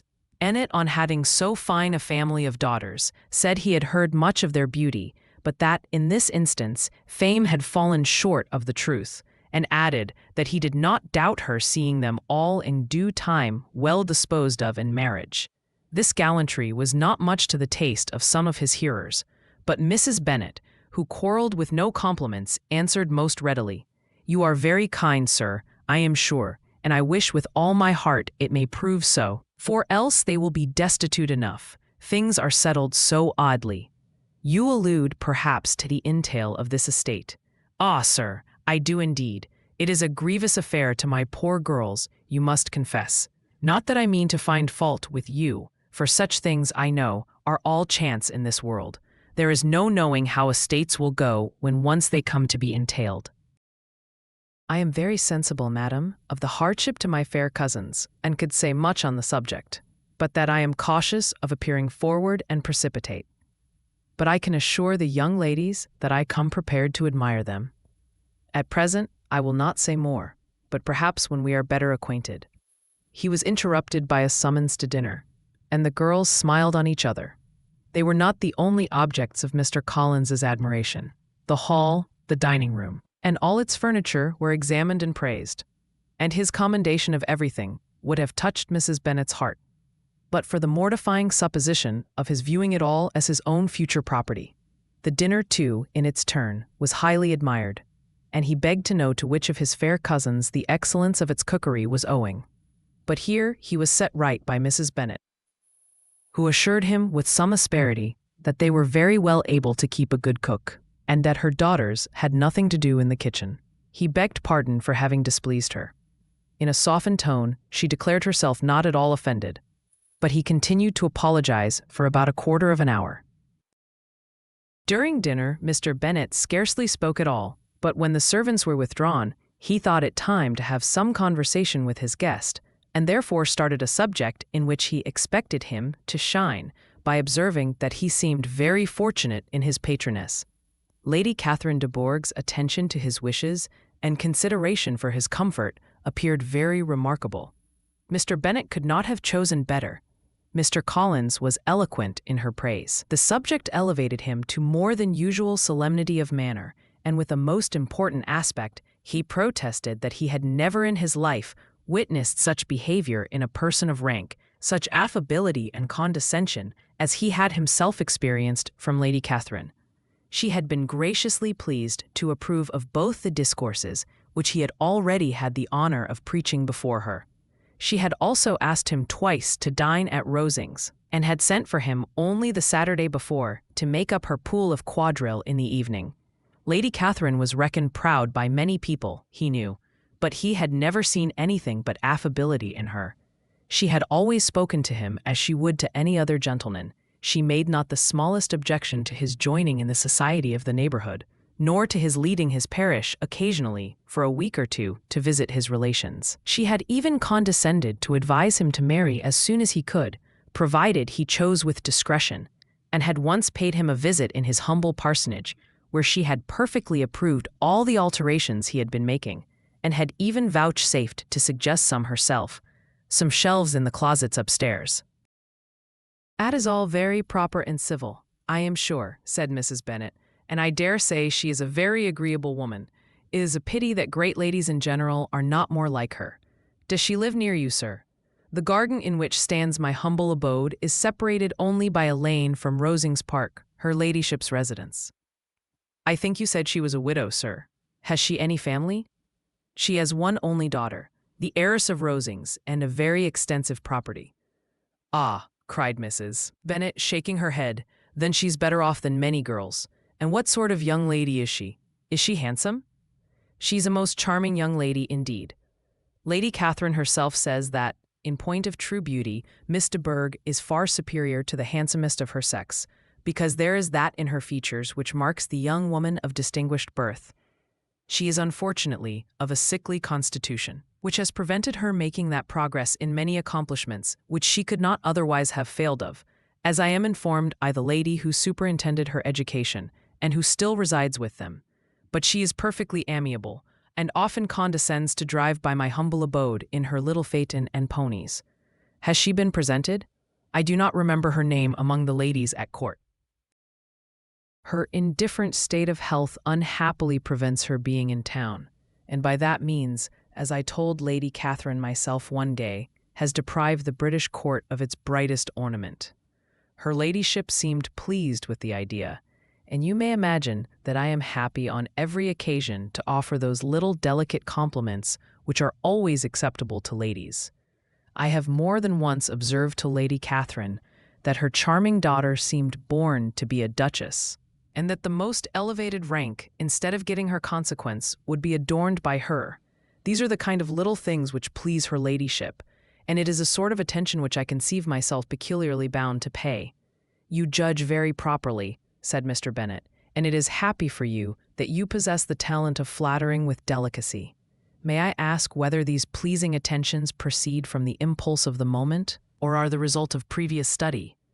They arise chiefly from what is passing at the time, and though I sometimes amuse myself with suggesting and arranging such little elegant compliments as may be adapted to ordinary occasions, I always wish to give them as unstudied an air as possible. Mr. Bennet's expectations were fully answered. His cousin was as absurd as he had hoped, and he listened to him with the keenest enjoyment, maintaining at the same time the most resolute composure of countenance, and, except in an occasional glance at Elizabeth, requiring no partner in his pleasure.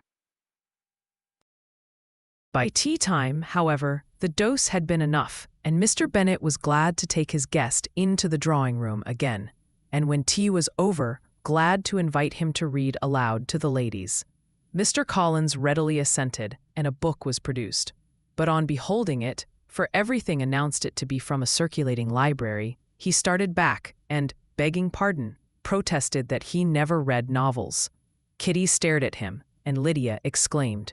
Other books were produced, and after some deliberation he chose Fordyce's Sermons. Lydia gaped as he opened the volume, and before he had, with very monotonous solemnity, read 3 pages, she interrupted him with, "Do you know, Mamma, that my Uncle Phillips talks of turning away Richard? And if he does, Colonel Forster will hire him. My aunt told me so herself on Saturday. I shall walk to Meryton tomorrow to hear more about it, and to ask when Mr. Denny comes back from town." Lydia was bid by her 2 eldest sisters to hold her tongue, but Mr. Collins, much offended, laid aside his book and said, "I have often observed how little young ladies are interested by books of a serious stamp, though written solely for their benefit. It amazes me, I confess, for certainly there can be nothing so advantageous to them as instruction. But I will no longer importune my young cousin." Then, turning to Mr. Bennet, he offered himself as his antagonist at backgammon. Mr. Bennet accepted the challenge, observing that he acted very wisely in leaguing the girls to their own trifling amusements. Mrs. Bennet and her daughters apologized most civilly for Lydia's interruption, and promised that it should not occur again if he would resume his book.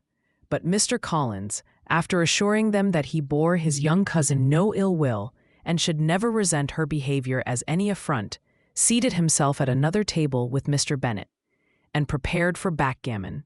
Chapter 15. Mr. Collins was not a sensible man, and the deficiency of nature had been but little assisted by education or society. The greatest part of his life having been spent under the guidance of an illiterate and miserly father, and though he belonged to one of the universities, he had merely kept the necessary terms without forming at it any useful acquaintance. The subjection in which his father had brought him up had given him originally great humility of manner, but it was now a good deal counteracted by the self-conceit of a weak head, living in retirement, and the consequential feelings of early and unexpected prosperity. A fortunate chance had recommended him to Lady Catherine de Bourgh when the living of Hunsford was vacant, and the respect which he felt for her high rank, and his veneration for her as his patroness, mingling with a very good opinion of himself, of his authority as a clergyman, and his right as a rector, made him altogether a mixture of pride and obsequiousness, self-importance and humility. Having now a good house and a very sufficient income, he intended to marry, and in seeking a reconciliation with the Longbourn family, he had a wife in view, as he meant to choose one of the daughters, if he found them as handsome and amiable as they were represented by common report. This was his plan of amends, of atonement, for inheriting their father's estate, and he thought it an excellent one, full of eligibility and suitableness, and excessively generous and disinterested on his own part. His plan did not vary on seeing them. Miss Bennet's lovely face confirmed his views and established all his strictest notions of what was due to seniority. And for the first evening, she was his settled choice. The next morning, however, made an alteration. For in a quarter of an hour's tête-à-tête with Mrs. Bennet before breakfast, a conversation beginning with his parsonage house and leading naturally to the avowal of his hopes that a mistress for it might be found at Longbourn, produced from her, amid very complacent smiles and general encouragement, a caution against the very Jane he had fixed on. As to her younger daughters, she could not take upon her to say, she could not positively answer, but she did not know of any prepossession. Her eldest daughter, she must just mention, she felt it incumbent on her to hint, was likely to be very soon engaged. Mr. Collins had only to change from Jane to Elizabeth, and it was soon done while Mrs. Bennet was stirring the fire. Elizabeth, equally next to Jane in birth and beauty, succeeded her, of course. Mrs. Bennet treasured up the hint, and trusted that she might soon have 2 daughters married, and the man who she could not bear to speak of the day before was now high in her good graces. Lydia's intention of walking to Meryton was not forgotten. Every sister except Mary agreed to go with her, and Mr. Collins was to attend them, at the request of Mr. Bennet, who was most anxious to get rid of him and have his library to himself, for thither Mr. Collins had followed him after breakfast, and there he would continue, nominally engaged with one of the largest folios in the collection, but really talking to Mr. Bennet, with little cessation, of his house and garden at Hunsford. Such doings discomposed Mr. Bennet exceedingly. In his library, he had been always sure of leisure and tranquillity, and though prepared, as he told Elizabeth, to meet with folly and conceit in every other room in the house, he was used to be free from them there. His civility, therefore, was most prompt in inviting Mr. Collins to join his daughters in their walk, and Mr. Collins, being in fact much better fitted for a walker than a reader, was extremely well pleased to close his large book and go. In pompous nothings on his side and civil accents on that of his cousins, their time passed till they entered Meryton. The attention of the younger ones was then no longer to be gained by him. Their eyes were immediately wandering up the street in quest of the officers, and nothing less than a very smart bonnet, indeed, or a really new muslin in a shop window, could recall them. But the attention of every lady was soon caught by a young man whom they had never seen before, of most gentlemanlike appearance, walking with an officer on the other side of the way. The officer was the very Mr. Denny concerning whose return from London Lydia came to inquire, and he bowed as they passed. All were struck with the stranger's air, all wondered who he could be, and Kitty and Lydia, determined if possible to find out, led the way across the street, under pretense of wanting something in an opposite shop, and fortunately had just gained the pavement when the 2 gentlemen, turning back, had reached the same spot. Mr. Denny addressed them directly and entreated permission to introduce his friend, Mr. Wickham, who had returned with him the day before from town, and, he was happy to say, had accepted a commission in their corps. This was exactly as it should be, for the young man wanted only regimentals to make him completely charming. His appearance was greatly in his favor. He had all the best parts of beauty, a fine countenance, a good figure, and very pleasing address. The introduction was followed up on his side by a happy readiness of conversation, a readiness at the same time perfectly correct and unassuming, and the whole party were still standing and talking together very agreeably, when the sound of horses drew their notice, and Darcy and Bingley were seen riding down the street. On distinguishing the ladies of the group, the 2 gentlemen came directly towards them and began the usual civilities. Bingley was the principal spokesman and Miss Bennet the principal object. He was then, he said, on his way to Longbourn on purpose to inquire after her. Mr. Darcy corroborated it with a bow, and was beginning to determine not to fix his eyes on Elizabeth when they were suddenly arrested by the sight of the stranger, and Elizabeth, happening to see the countenance of both as they looked at each other, was all astonishment at the effect of the meeting. Both changed color. One looked white, the other red. Mr. Wickham, after a few moments, touched his hat, a salutation which Mr. Darcy just deigned to return. What could be the meaning of it? It was impossible to imagine. It was impossible not to long to know.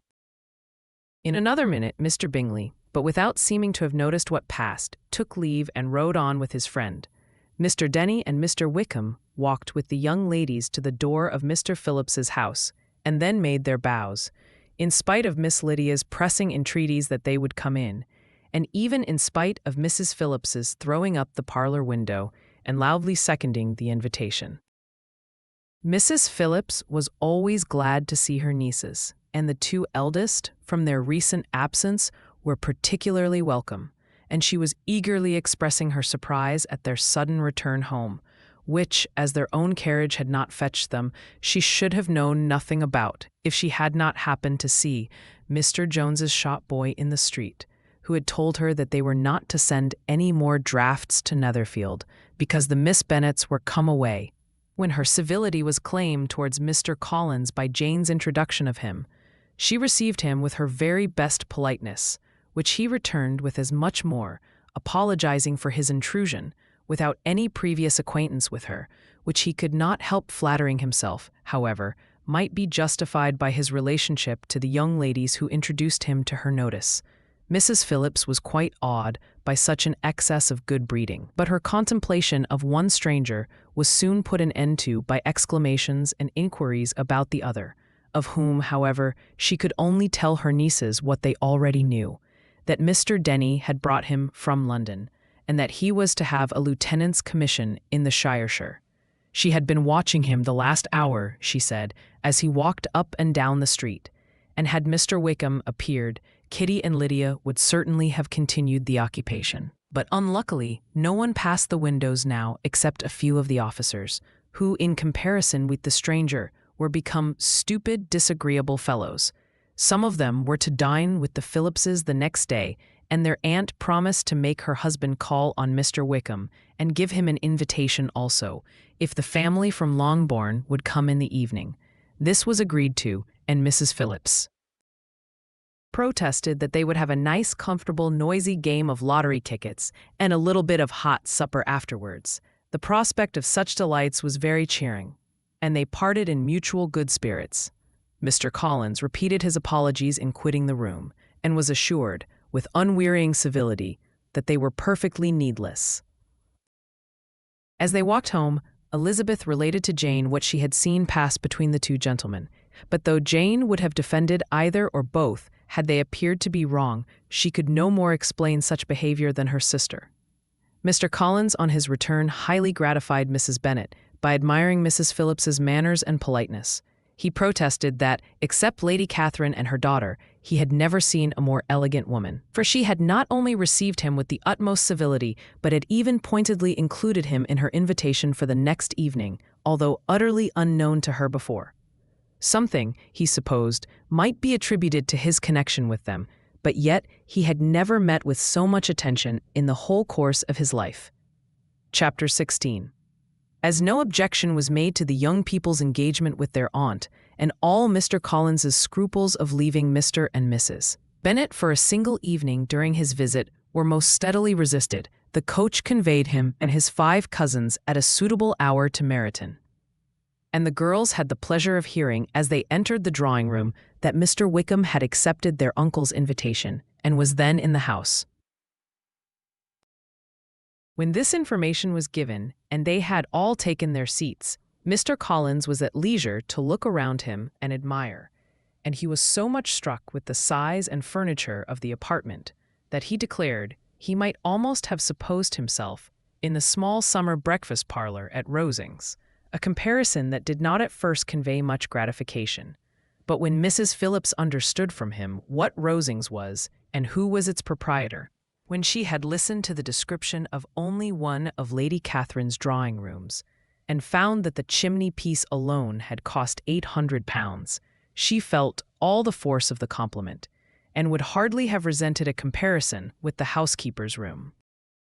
In describing to her all the grandeur of Lady Catherine and her mansion, with occasional digressions in praise of his own humble abode and the improvements it was receiving, he was happily employed until the gentleman joined them, and he found in Mrs. Phillips a very attentive listener, whose opinion of his consequence increased with what she heard, and who was resolving to retail it all among her neighbors as soon as she could, to the girls, who could not listen to their cousin, and who had nothing to do but to wish for an instrument, and examine their own indifferent imitations of china on the mantelpiece. The interval of waiting appeared very long. It was over at last, however. The gentleman did approach, and when Mr. Wickham walked into the room, Elizabeth felt that she had neither been seeing him before, nor thinking of him since, with the smallest degree of unreasonable admiration. The officers of the Cheshire were in general a very creditable, gentlemanlike set, and the best of them were of the present party. But Mr. Wickham was as far beyond them all in person, countenance, air, and walk, as they were superior to the broad-faced, stuffy Uncle Phillips, breeding port wine, who followed them into the room. Mr. Wickham was the happy man towards whom almost every female eye was turned, and Elizabeth was the happy woman by whom he finally seated himself. And the agreeable manner in which he immediately fell into conversation, though it was only on its being a wet night, and on the probability of a rainy season, made her feel that the commonest, dullest, most threadbare topic might be rendered interesting by the skill of the speaker. With such rivals for the notice of the fair as Mr. Wickham and the officers, Mr. Collins seemed to sink into insignificance. To the young ladies he certainly was nothing, but he had still at intervals a kind listener in Mrs. Phillips, and was, by her watchfulness, most abundantly supplied with coffee and muffin. When the card tables were placed, he had an opportunity of obliging her, in return, by sitting down to whist. "I know little of the game at present," said he, "but I shall be glad to improve myself, for in my situation of life." Mrs. Phillips was very thankful for his compliance, but could not wait for his reason. Mr. Wickham did not play at whist, and with ready delight was he received at the other table between Elizabeth and Lydia. At first there seemed danger of Lydia's engrossing him entirely, for she was a most determined talker, but being likewise extremely fond of lottery tickets, she soon grew too much interested in the game, too eager in making bets and exclaiming after prizes, to have attention for anyone in particular. Allowing for the common demands of the game, Mr. Wickham was therefore at leisure to talk to Elizabeth, and she was very willing to hear him, though what she chiefly wished to hear she could not hope to be told, the history of his acquaintance with Mr. Darcy. She dared not even mention that gentleman. Her curiosity, however, was unexpectedly relieved. Mr. Wickham began the subject himself. He inquired how far Netherfield was from Meryton, and after receiving her answer, asked in a hesitating manner how long Mr. Darcy had been staying there. "About a month," said Elizabeth, and then, unwilling to let the subject drop, added, "He is a man of very large property in Derbyshire, I understand." "Yes," replied Wickham, "his estate there is a noble one, a clear 10,000 per annum. You could not have met with a person more capable of giving you certain information on that head than myself, for I have been connected with his family in a particular manner from my infancy." Elizabeth could not but look surprised. "You may well be surprised, Miss Bennet, at such an assertion, after seeing, as you probably might, the very cold manner of our meeting yesterday." "Are you much acquainted with Mr. Darcy?" "As much as I ever wished to be," cried Elizabeth warmly. "I have spent 4 days in the same house with him, and I think him very disagreeable." "I have no right to give my opinion," said Wickham, "as to his being agreeable or otherwise. I am not qualified to form one. I have known him too long and too well to be a fair judge. It is impossible for me to be impartial. But I believe your opinion of him would in general astonish, and perhaps you would not express it quite so strongly anywhere else. Here you are in your own family. Upon my word, I say no more here than I might say in any house in the neighborhood, except Netherfield. He is not at all liked in Hertfordshire. Everybody is disgusted with his pride. You will not find him more favorably spoken of by anyone. I cannot pretend to be sorry, said Wickham, after a short interruption, that he or that any man should not be estimated beyond their deserts. But with him, I believe it does not often happen. The world is blinded by his fortune and consequence, or frightened by his high and imposing manners, and sees him only as he chooses to be seen. I should take him, even on my slight acquaintance, to be an ill-tempered man. Wickham only shook his head. I wonder, said he, at the next opportunity of speaking, whether he is likely to be in this country much longer. I do not at all know, but I heard nothing of his going away when I was at Netherfield. I hope your plans in favor of the Shire will not be affected by his being in the neighborhood. Oh no, it's not for me to be driven away by Mr. Darcy. If he wishes to avoid seeing me, he must go. We are not on friendly terms, and it always gives me pain to meet him, but I have no reason for avoiding him but what I might proclaim to all the world, a sense of very great ill usage, and most painful regrets at his being what he is. His father, Miss Bennet, the late Mr. Darcy, was one of the best men that ever breathed, and the truest friend I ever had, and I can never be in company with this Mr. Darcy without being grieved to the soul by 1,000 tender recollections. His behavior to myself has been scandalous, but I verily believe I could forgive him anything and everything, rather than his disappointing the hopes and disgracing the memory of his father. Elizabeth found the interest of the subject increase, and listened with all her heart, but the delicacy of it prevented further inquiry. Mr. Wickham began to speak on more general topics, Meryton, the neighborhood, the society, appearing highly pleased with all that he had yet seen, and speaking of the latter especially with gentle but very intelligible gallantry. It was the prospect of constant society and good society, he added, which was my chief inducement to enter the Shire. I know it to be a most respectable, agreeable corps, and my friend Denny tempted me further by his account of their present quarters, and the very great attentions and excellent acquaintance Meryton had procured them. Society, I own, is necessary to me.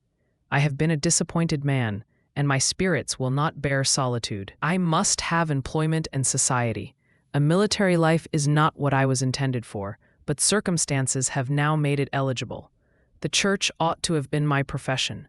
I was brought up for the church, and I should at this time have been in possession of a most valuable living, had it pleased the gentleman we were speaking of just now.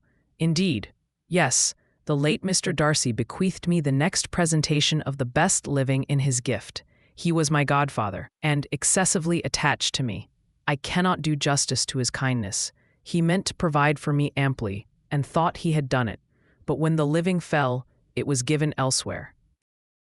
Good heavens, cried Elizabeth, but how could that be? How could his will be disregarded?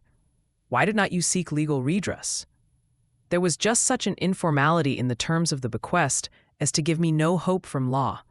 A man of honor could not have doubted the intention, but Mr. Darcy chose to doubt it, or to treat it as a merely conditional recommendation, and to assert that I had forfeited all claim to it by extravagance, imprudence, in short, anything or nothing. Certain it is that the living became vacant 2 years ago, exactly as I was of an age to hold it, and that it was given to another man.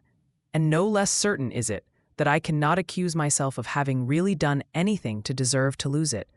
I have a warm, unguarded temper, and I may perhaps have sometimes spoken my opinion of him and to him too freely. I can recall nothing worse, but the fact is that we are very different sort of men, and that he hates me. This is quite shocking.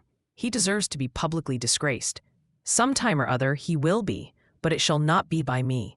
Till I can forget his father, I can never defy or expose him. Elizabeth honored him for such feelings, and thought him handsomer than ever, as he expressed them. But what, said she, after a pause, can have been his motive? What can have induced him to behave so cruelly?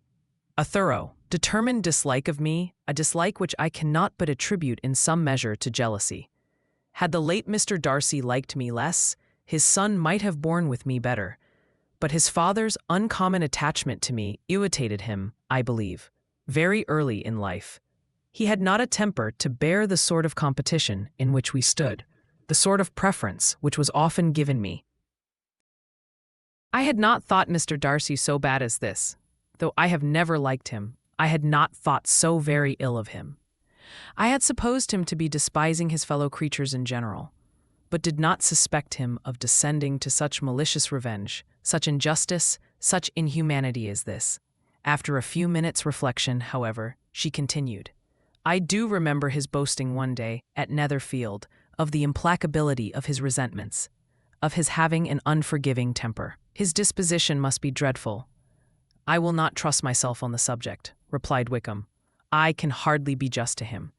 Elizabeth was again deep in thought, and after a time exclaimed, to treat in such a manner the godson, the friend, the favorite of his father. She could have added, a young man too, like you, whose very countenance may vouch for your being amiable. But she contented herself with, and one too, who had probably been his own companion from childhood, connected together, as I think you said, in the closest manner. We were born in the same parish, within the same park. The greatest part of our youth was passed together. Inmates of the same house, sharing the same amusements, objects of the same parental care. My father began life in the profession which your uncle, Mr. Phillips, appears to do so much credit to, but he gave up everything to be of use to the late Mr. Darcy, and devoted all his time to the care of the Pemberley property. He was most highly esteemed by Mr. Darcy, a most intimate, confidential friend. Mr. Darcy often acknowledged himself to be under the greatest obligations to my father's active superintendence, and when, immediately before my father's death, Mr. Darcy gave him a voluntary promise of providing for me, I am convinced that he felt it to be as much a debt of gratitude to him as of affection to myself. How strange, cried Elizabeth. How abominable. I wonder that the very pride of this Mr. Darcy has not made him just to you, if from no better motive, that he should not have been too proud to be dishonest. For dishonesty, I must call it. It is wonderful, replied Wickham, for almost all his actions may be traced to pride, and pride has often been his best friend. It has connected him nearer with virtue than any other feeling, but we are none of us consistent, and in his behavior to me there were stronger impulses even than pride. Can such abominable pride as his have ever done him good? Yes, it has often led him to be liberal and generous, to give his money freely, to display hospitality, to assist his tenants, and relieve the poor. Family pride and filial pride, for he is very proud of what his father was, have done this. Not to appear to disgrace his family, to degenerate from the popular qualities, or lose the influence of the Pemberley house, is a powerful motive. He is also brotherly pride, which with some brotherly affection makes him a very kind and careful guardian of his sister, and you will hear him generally cried up as the most attentive and best of brothers.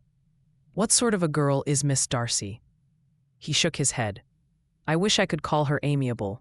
It gives me pain to speak ill of a Darcy, but she is too much like her brother, very, very proud.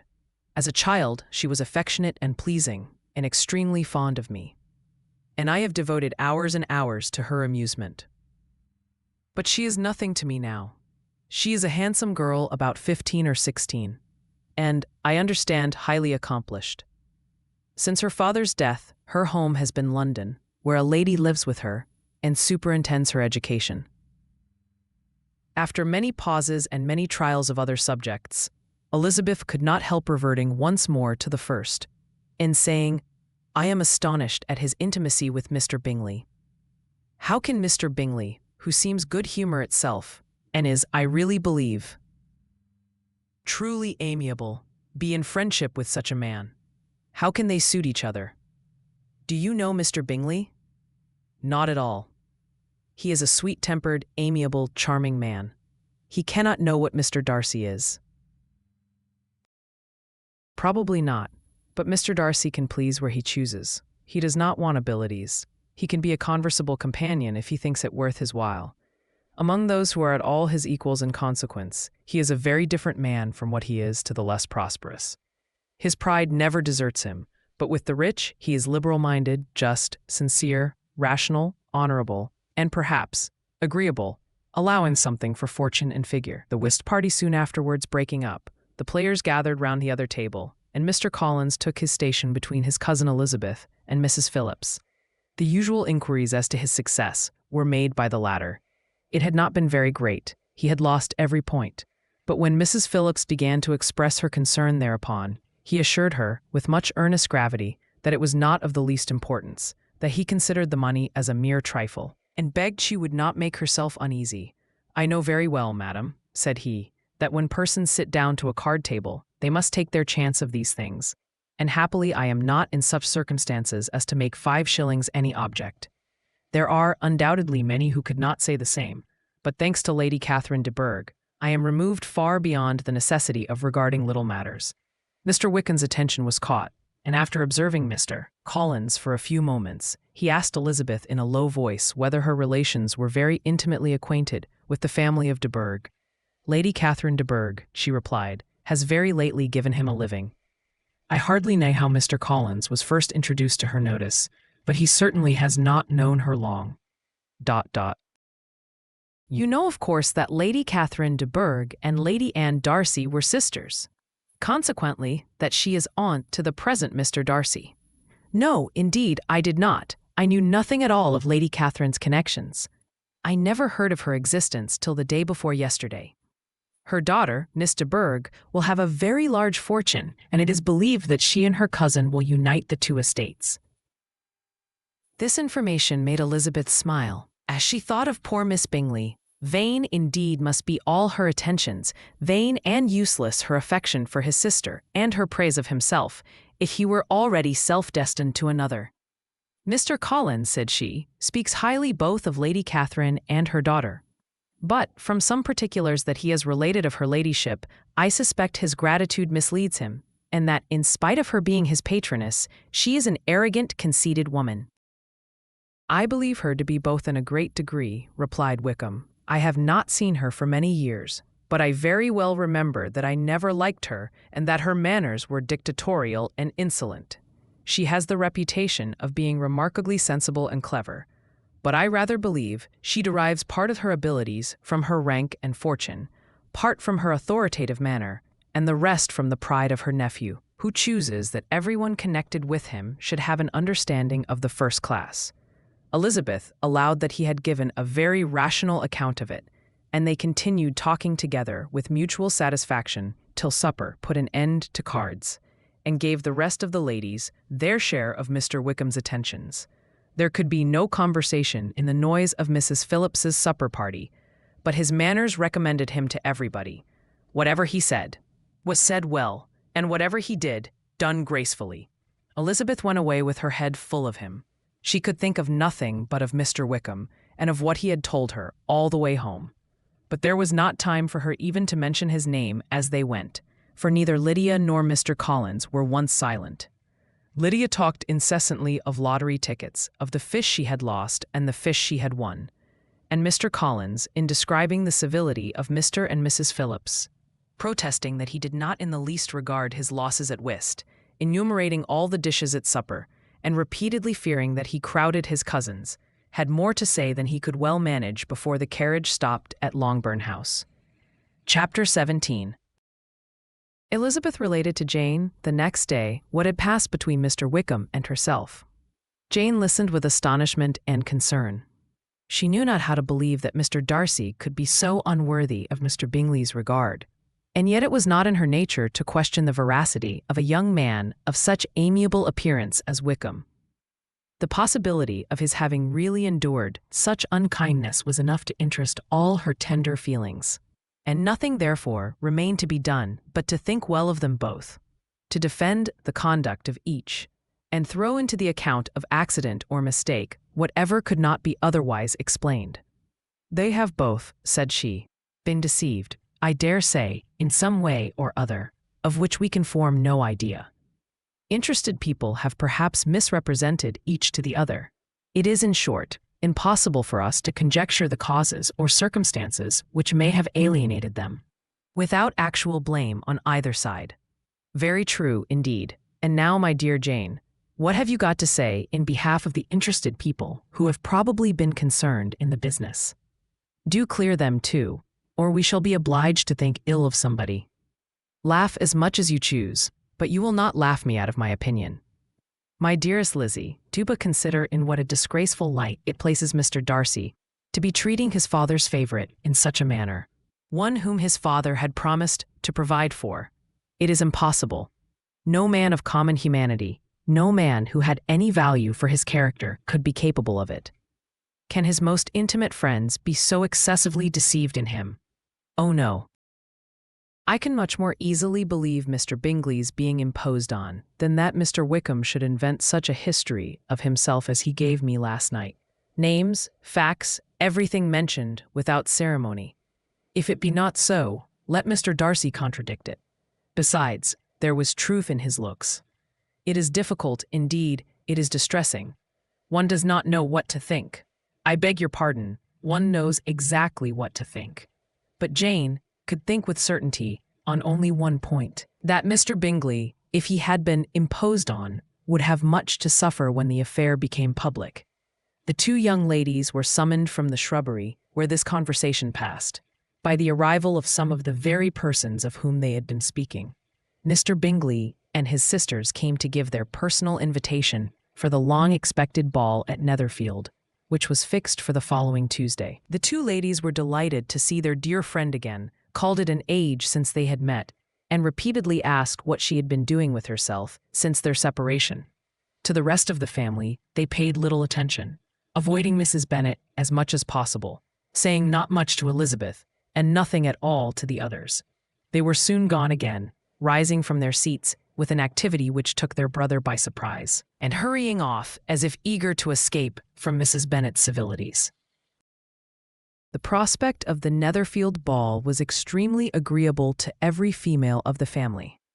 Mrs. Bennet chose to consider it as given in compliment to her eldest daughter, and was particularly flattered by receiving the invitation from Mr. Bingley himself, instead of a ceremonious card. Jane pictured to herself a happy evening in the society of her two friends and the attentions of their brother. And Elizabeth thought with pleasure of dancing a great deal with Mr. Wickham, and of seeing a confirmation of everything in Mr. Darcy's look and behavior.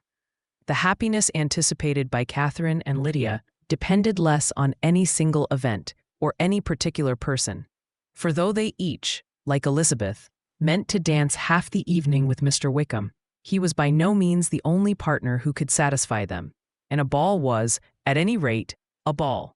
And even Mary could assure her family that she had no disinclination for it. "While I can have my mornings to myself," said she, "it is enough.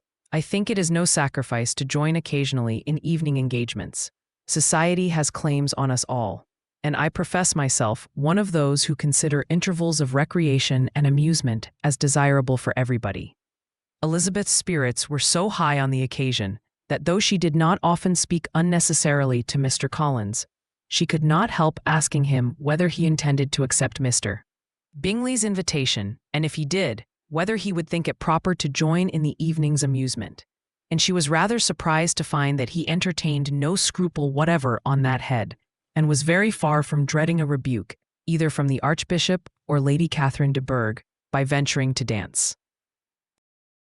"I am by no means of opinion, I assure you," said he, "that a ball of this kind, given by a young man of character to respectable people, can have any evil tendency, and I am so far from objecting to dancing myself, that I shall hope to be honored with the hands of all my fair cousins in the course of the evening.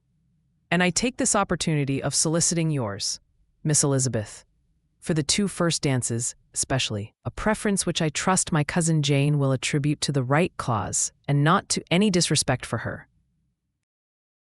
Elizabeth felt herself completely taken in. She had fully proposed being engaged by Wickham for those very dances, and to have Mr. Collins instead, her liveliness had been never worse timed. There was no help for it, however. Mr. Wickham's happiness, and her own, was perforce delayed a little longer, and Mr. Collins's proposal accepted with as good a grace as she could. She was not the better pleased with his gallantry, from the idea it suggested of something more. It now first struck her that she was selected from among her sisters as worthy of being the mistress of Hunsford Parsonage, and of assisting to form a quadrille table at Rosings, in the absence of more eligible visitors. The idea soon reached to conviction, as she observed his increasing civilities towards herself and heard his frequent attempt at a compliment on her wit and vivacity, and though more astonished than gratified herself by this effect of her charms. It was not long before her mother gave her to understand that the probability of their marriage was exceedingly agreeable to her. Elizabeth, however, did not choose to take the hint, being well aware that a serious dispute must be the consequence of any reply. Mr. Collins might never make the offer, and, till he did, it was useless to quarrel about him. If there had not been a Netherfield ball to prepare for and talk of, the younger Miss Bennets would have been in a pitiable state at this time, for, from the day of the invitation to the day of the ball, there was such a succession of rain as prevented their walking to Meryton once. No aunt, no officers, no news could be sought after. The very shoe roses for Netherfield were got by proxy. Even Elizabeth might have found some trial of her patience in weather which totally suspended the improvement of her acquaintance with Mr. Wickham, and nothing less than a dance on Tuesday could have made such a Friday, Saturday, Sunday, and Monday endurable to Kitty and Lydia. Chapter 18. Till Elizabeth entered the drawing-room at Netherfield, and looked in vain for Mr. Wickham among the cluster of red coats there assembled. A doubt of his being present had never occurred to her. The certainty of meeting him had not been checked by any of those recollections that might not unreasonably have alarmed her. She had dressed with more than usual care, and prepared in the highest spirits for the conquest of all that remained unsubdued of his heart, trusting that it was not more than might be won in the course of the evening. But in an instant arose the dreadful suspicion of his being purposely omitted, for Mr. Darcy's pleasure, in the Bingleys' invitation to the officers, and though this was not exactly the case, the absolute fact of his absence was pronounced by his friend, Mr. Denny, to whom Lydia eagerly applied, and who told them that Wickham had been obliged to go to town on business the day before, and was not yet returned, adding, with a significant smile, ... I do not imagine his business would have called him away just now, if he had not wished to avoid a certain gentleman here. This part of his intelligence, though unheard by Lydia, was caught by Elizabeth, and, as it assured her that Darcy was not less answerable for Wickham's absence than if her first surmise had been just, every feeling of displeasure against the former was so sharpened by immediate disappointment that she could hardly reply with tolerable civility to the polite inquiries which he directly afterwards approached to make. Attention, forbearance, patience with Darcy was injury to Wickham. She was resolved against any sort of conversation with him, and turned away with a degree of ill humor which she could not wholly surmount, even in speaking to Mr. Bingley, whose blind partiality provoked her. But Elizabeth was not formed for ill humor, and though every prospect of her own was destroyed for the evening, it could not dwell long on her spirits, and, having told all her griefs to Charlotte Lucas, whom she had not seen for a week, she was soon able to make a voluntary transition to the oddities of her cousin, and to point him out to her particular notice. The two first dances, however, brought a return of distress. They were dances of mortification. Mr. Collins, awkward and solemn, apologizing instead of attending, and often moving wrong without being aware of it, gave her all the shame and misery which a disagreeable partner for a couple of dances can give. The moment of her release from him was ecstasy. She danced next with an officer, and had the refreshment of talking of Wickham and of hearing that he was universally liked. When those dances were over, she returned to Charlotte Lucas, and was in conversation with her, when she found herself suddenly addressed by Mr. Darcy, who took her so much by surprise in his application for her hand, that, without knowing what she did, she accepted him. He walked away again immediately, and she was left to fret over her own want of presence of mind. Charlotte tried to console her. "I dare say you will find him very agreeable." "Heaven forbid. That would be the greatest misfortune of all. To find a man agreeable whom one is determined to hate. Do not wish me such an evil." When the dancing recommenced, however, and Darcy approached to claim her hand, Charlotte could not help cautioning her, in a whisper, not to be a simpleton, and allow her fancy for Wickham to make her appear unpleasant in the eyes of a man oftentimes his consequence. Elizabeth made no answer, and took her place in the set, amazed at the dignity to which she was arrived in being allowed to stand opposite to Mr. Darcy, and reading in her neighbors' looks their equal amazement in beholding it. They stood for some time without speaking a word, and she began to imagine that their silence was to last through the 2 dances, and, at first, was resolved not to break it, till suddenly fancying that it would be the greater punishment to her partner to oblige him to talk, she made some slight observation on the dance. He replied, and was again silent. After a pause of some minutes, she addressed him a second time, with, "It is your turn to say something now, Mr. Darcy. I talked about the dance, and you ought to make some kind of remark on the size of the room or the number of couples." He smiled, and assured her that whatever she wished him to say should be said. "Very well. That reply will do for the present. Perhaps by and by I may observe that private balls are much pleasanter than public ones. But now we may be silent. Do you talk by rule, then, while you are dancing?" "Sometimes. One must speak a little, you know. It would look odd to be entirely silent for half an hour together. And yet for the advantage of some, conversation ought to be so arranged as that they may have the trouble of saying as little as possible. Are you consulting your own feelings in the present case, or do you imagine that you are gratifying mine?"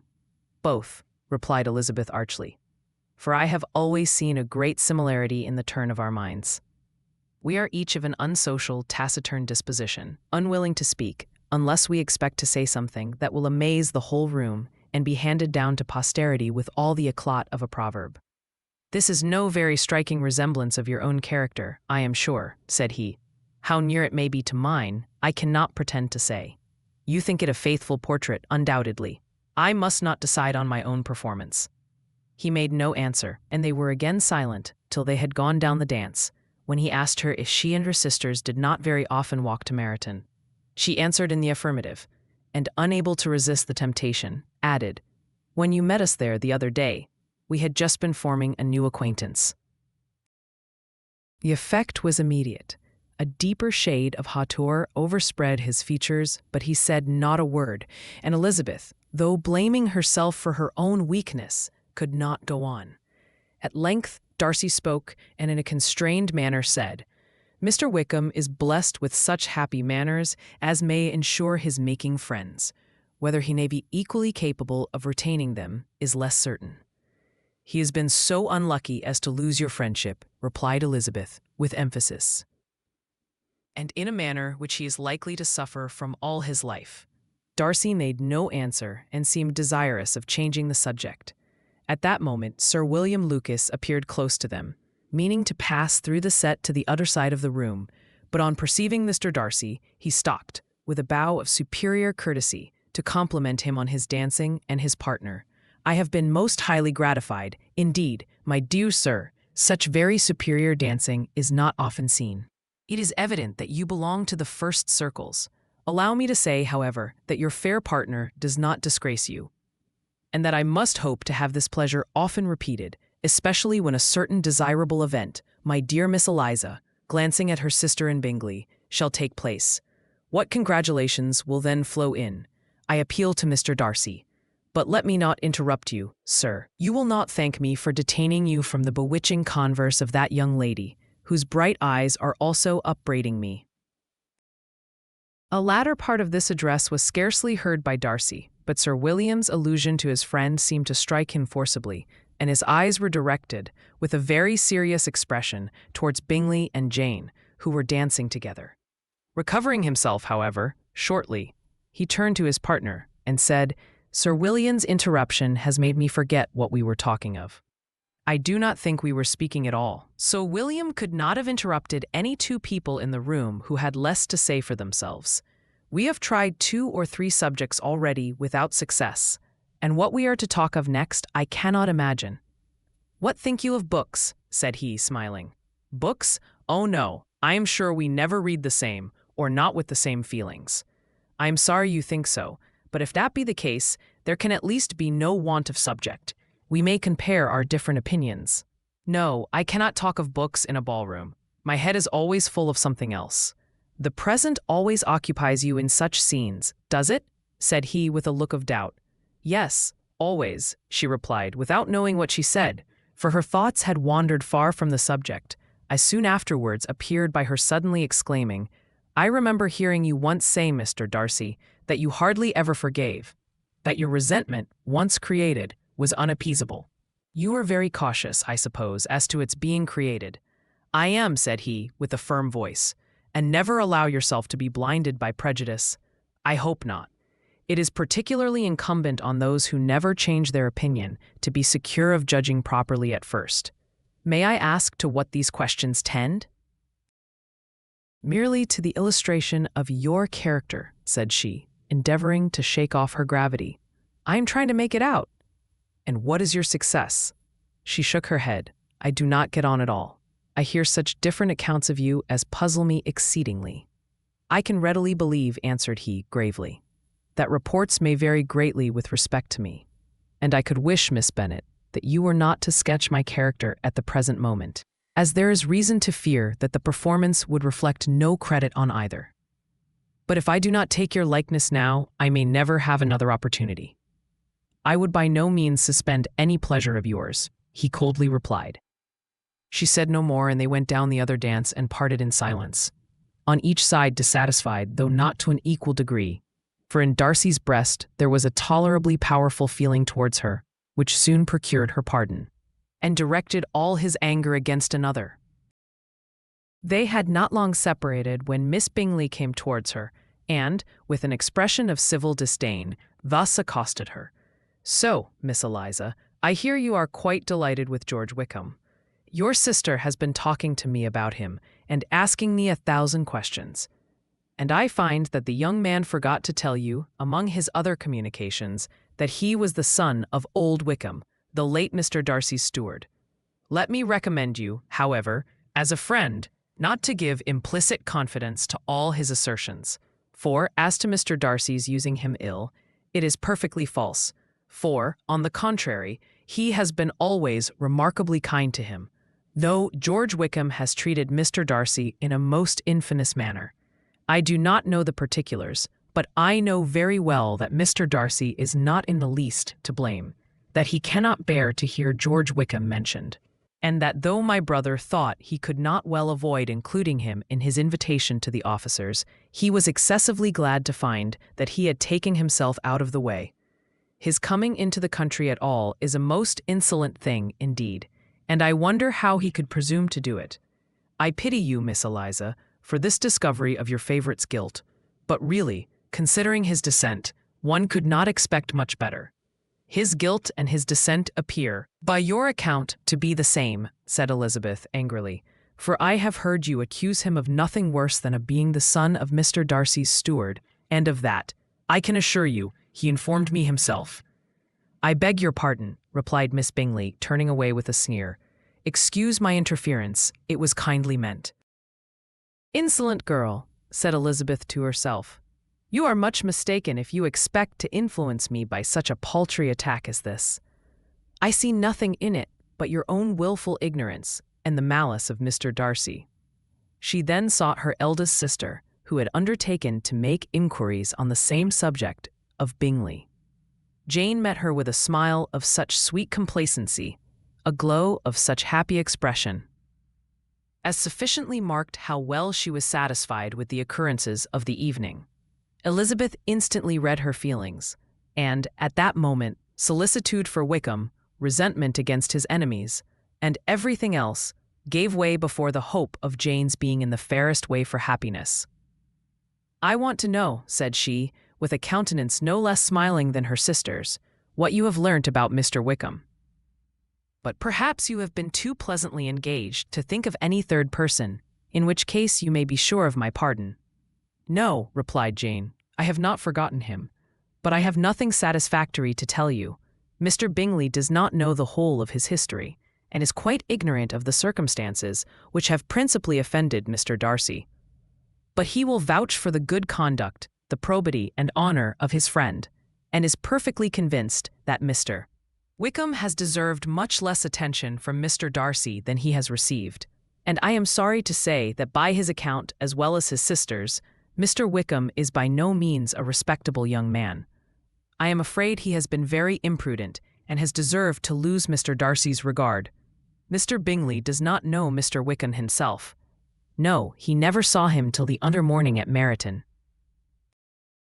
This account, then, is what he has received from Mr. Darcy. I am perfectly satisfied. But what does he say of the living? He does not exactly recollect the circumstances, though he has heard them from Mr. Darcy more than once, but he believes that it was left to him conditionally only. I have not a doubt of Mr. Bingley's sincerity, said Elizabeth warmly, but you must excuse my not being convinced by assurances only. Mr. Bingley's defense at his friend was a very able one, I dare say, but since he is unacquainted with several parts of the story, and has learnt the rest from that friend himself, I shall venture still to think of both gentlemen as I did before. She then changed the discourse to one more gratifying to each, and on which there could be no difference of sentiment.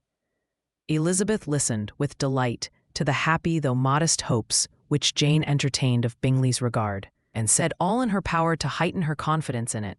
On their being joined by Mr. Bingley himself, Elizabeth withdrew to Miss Lucas, to whose inquiry, after the pleasantness of her last partner, she had scarcely replied, before Mr. Collins came up to them, and told her with great exultation that he had just been so fortunate as to make a most important discovery. I have found out, said he, by a singular accident, that there is now in the room a near relation to my patroness.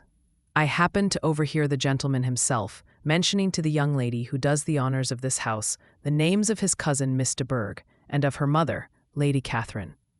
How wonderfully these sort of things occur! Who would have thought of my meeting with, perhaps, a nephew of Lady Catherine de Bourgh in this assembly? I am most thankful that the discovery is made in time for me to pay my respects to him, which I am now going to do, and trust he will excuse my not having done it before. My total ignorance of the connection must plead my apology. You are not going to introduce yourself to Mr. Darcy. Indeed I am. I shall entreat his pardon for not having done it earlier. I believe him to be Lady Catherine's nephew. It will be in my power to assure him that her ladyship was quite well yesterday se'night. Elizabeth tried hard to dissuade him from such a scheme, assuring him that Mr. Darcy would consider his addressing him without introduction as an impertinent freedom, rather than a compliment to his aunt, that it was not in the least necessary there should be any notice on either side, and that if it were, it must belong to Mr. Darcy, the superior in consequence. To begin the acquaintance, Mr. Collins listened to her with the determined air of following his own inclination, and when she ceased speaking, replied thus: My dear Miss Elizabeth, I have the highest opinion in the world of your excellent judgment in all matters within the scope of your understanding, but permit me to say that there must be a wide difference between the established forms of ceremony amongst the laity and those which regulate the clergy. For, give me leave to observe, that I consider the clerical office as equal in point of dignity with the highest rank in the kingdom, provided that a proper humility of behavior is at the same time maintained. You must, therefore, allow me to follow the dictates of my conscience on this occasion, which lead me to perform what I look on as a point of duty. Pardon me for neglecting to profit by your advice, which on every other subject shall be my constant guide, though in the case before us, I consider myself more fitted by education and habitual study to decide on what is right than a young lady like yourself. And with a low bow, he left her to attack Mr. Darcy, whose reception of his advances she eagerly watched, and whose astonishment at being so addressed was very evident. Her cousin prefaced his speech with a solemn bow, and though she could not hear a word of it, she felt as if hearing it all, and saw in the motion of his lips the words apology, Hunsford, and Lady Catherine de Bourgh. It vexed her to see him expose himself to such a man. Mr. Darcy was eyeing him with unrestrained wonder, and when at last Mr. Collins allowed him to speak, replied with an air of distant civility. Mr. Collins, however, was not discouraged from speaking again, and Mr. Darcy's contempt seemed abundantly increasing with the length of his second speech, and at the end of it, he only made him a slight bow and moved another way. Mr. Collins then returned to Elizabeth. I have no reason, I assure you, said he, to be dissatisfied with my reception. Mr. Darcy seemed much pleased with the attention. He answered me with the utmost civility, and even paid me the compliment of saying that he was so well convinced of Lady Catherine's discernment as to be certain she could never bestow a favor unworthily. It was really a very handsome thought. Upon the whole, I am much pleased with him. As Elizabeth had no longer any interest of her own to pursue, she turned her attention almost entirely on her sister and Mr. Bingley, and the train of agreeable reflections which her observations gave birth to made her perhaps almost as happy as Jane. She saw her in idea settled in that very house, in all the felicity which a marriage of true affection could bestow, and she felt capable, under such circumstances, of endeavoring even to like Bingley's two sisters. Her mother's thoughts, she plainly saw, were bent the same way, and she determined not to venture near her, lest she might hear too much.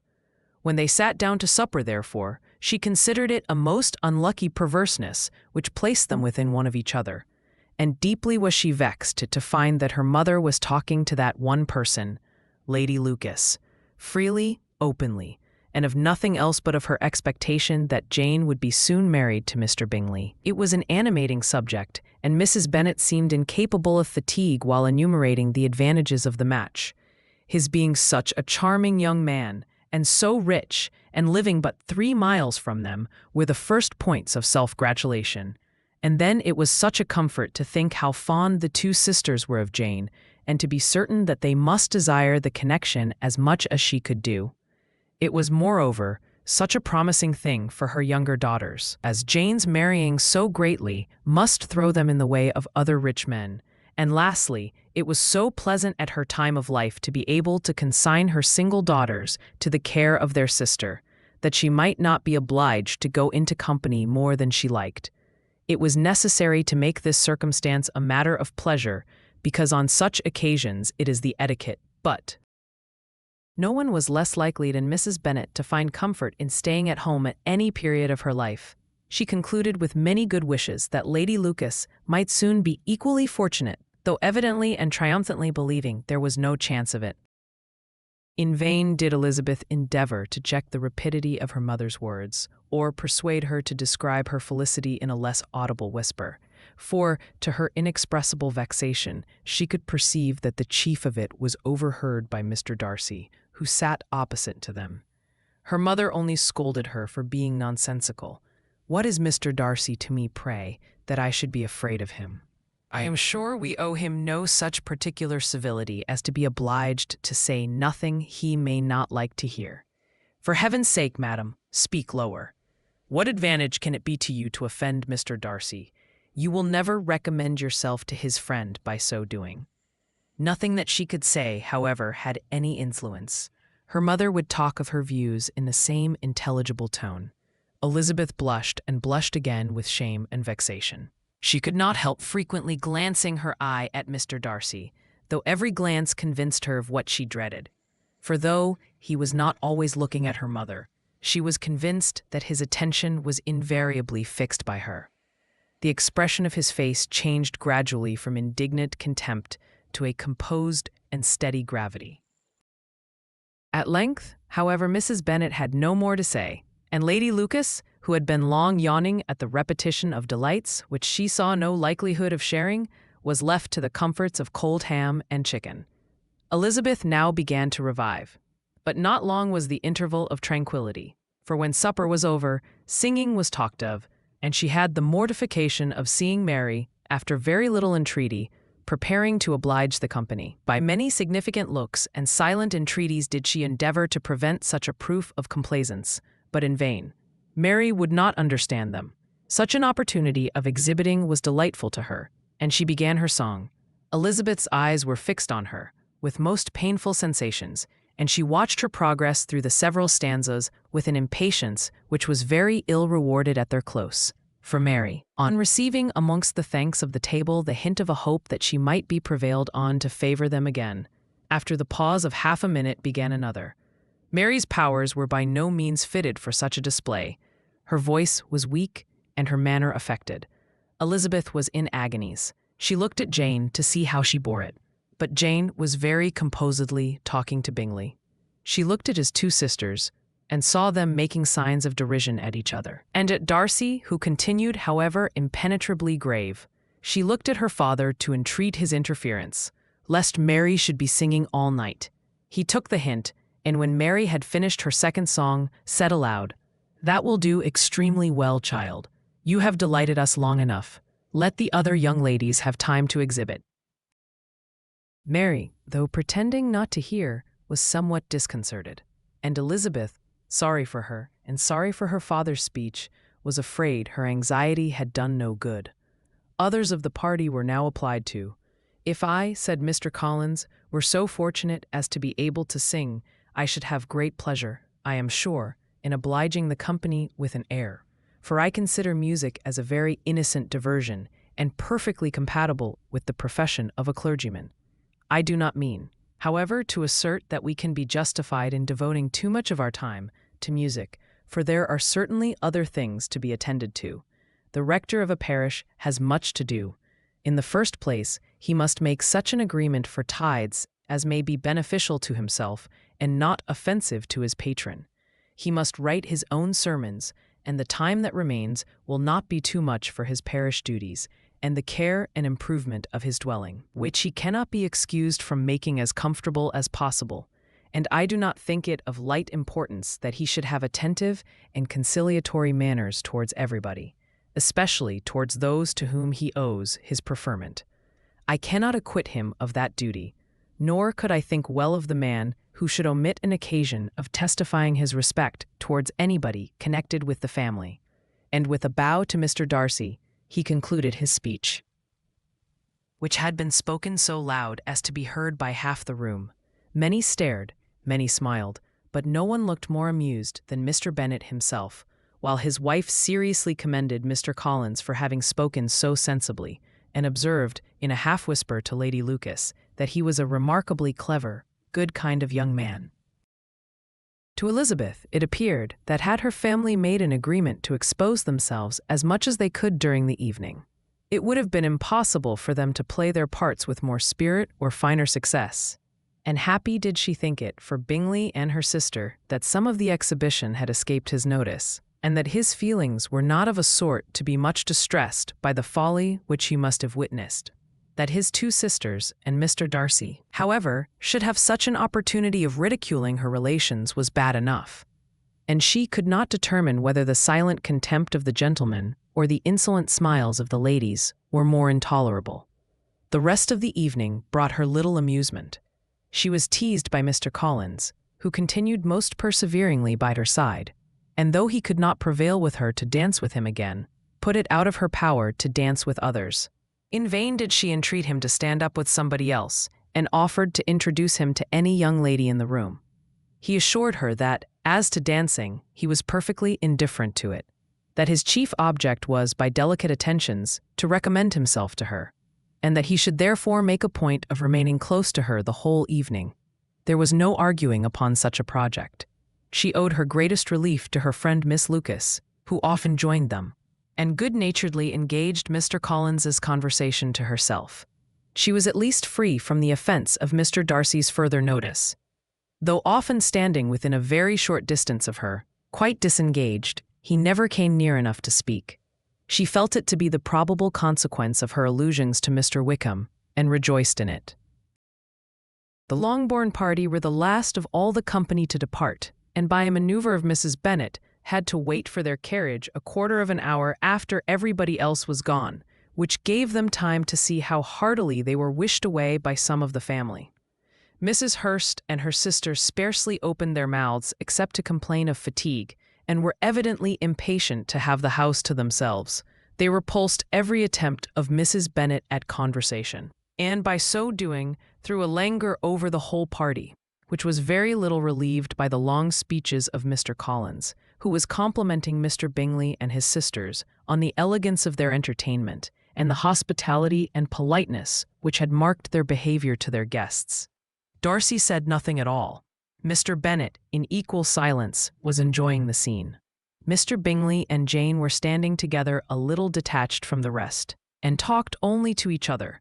Elizabeth preserved as steady a silence as either Mrs. Hurst or Miss Bingley, and even Lydia was too much fatigued to utter more than the occasional exclamation of "Lord, how tired I am," accompanied by a violent yawn.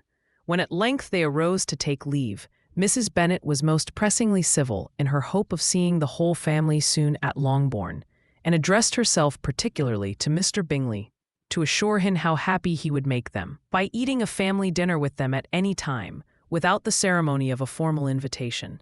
Bingley was all grateful pleasure, and he readily engaged for taking the earliest opportunity of waiting on her after his return from London, whither he was obliged to go the next day for a short time.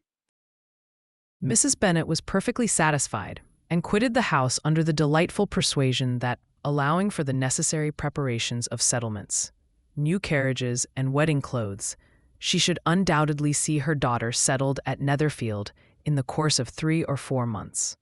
Of having another daughter married to Mr. Collins, she thought with equal certainty, and with considerable, though not equal, pleasure. Elizabeth was the least dear to her of all her children, and though the man and the match were quite good enough for her, the worth of each was eclipsed by Mr. Bingley and Netherfield.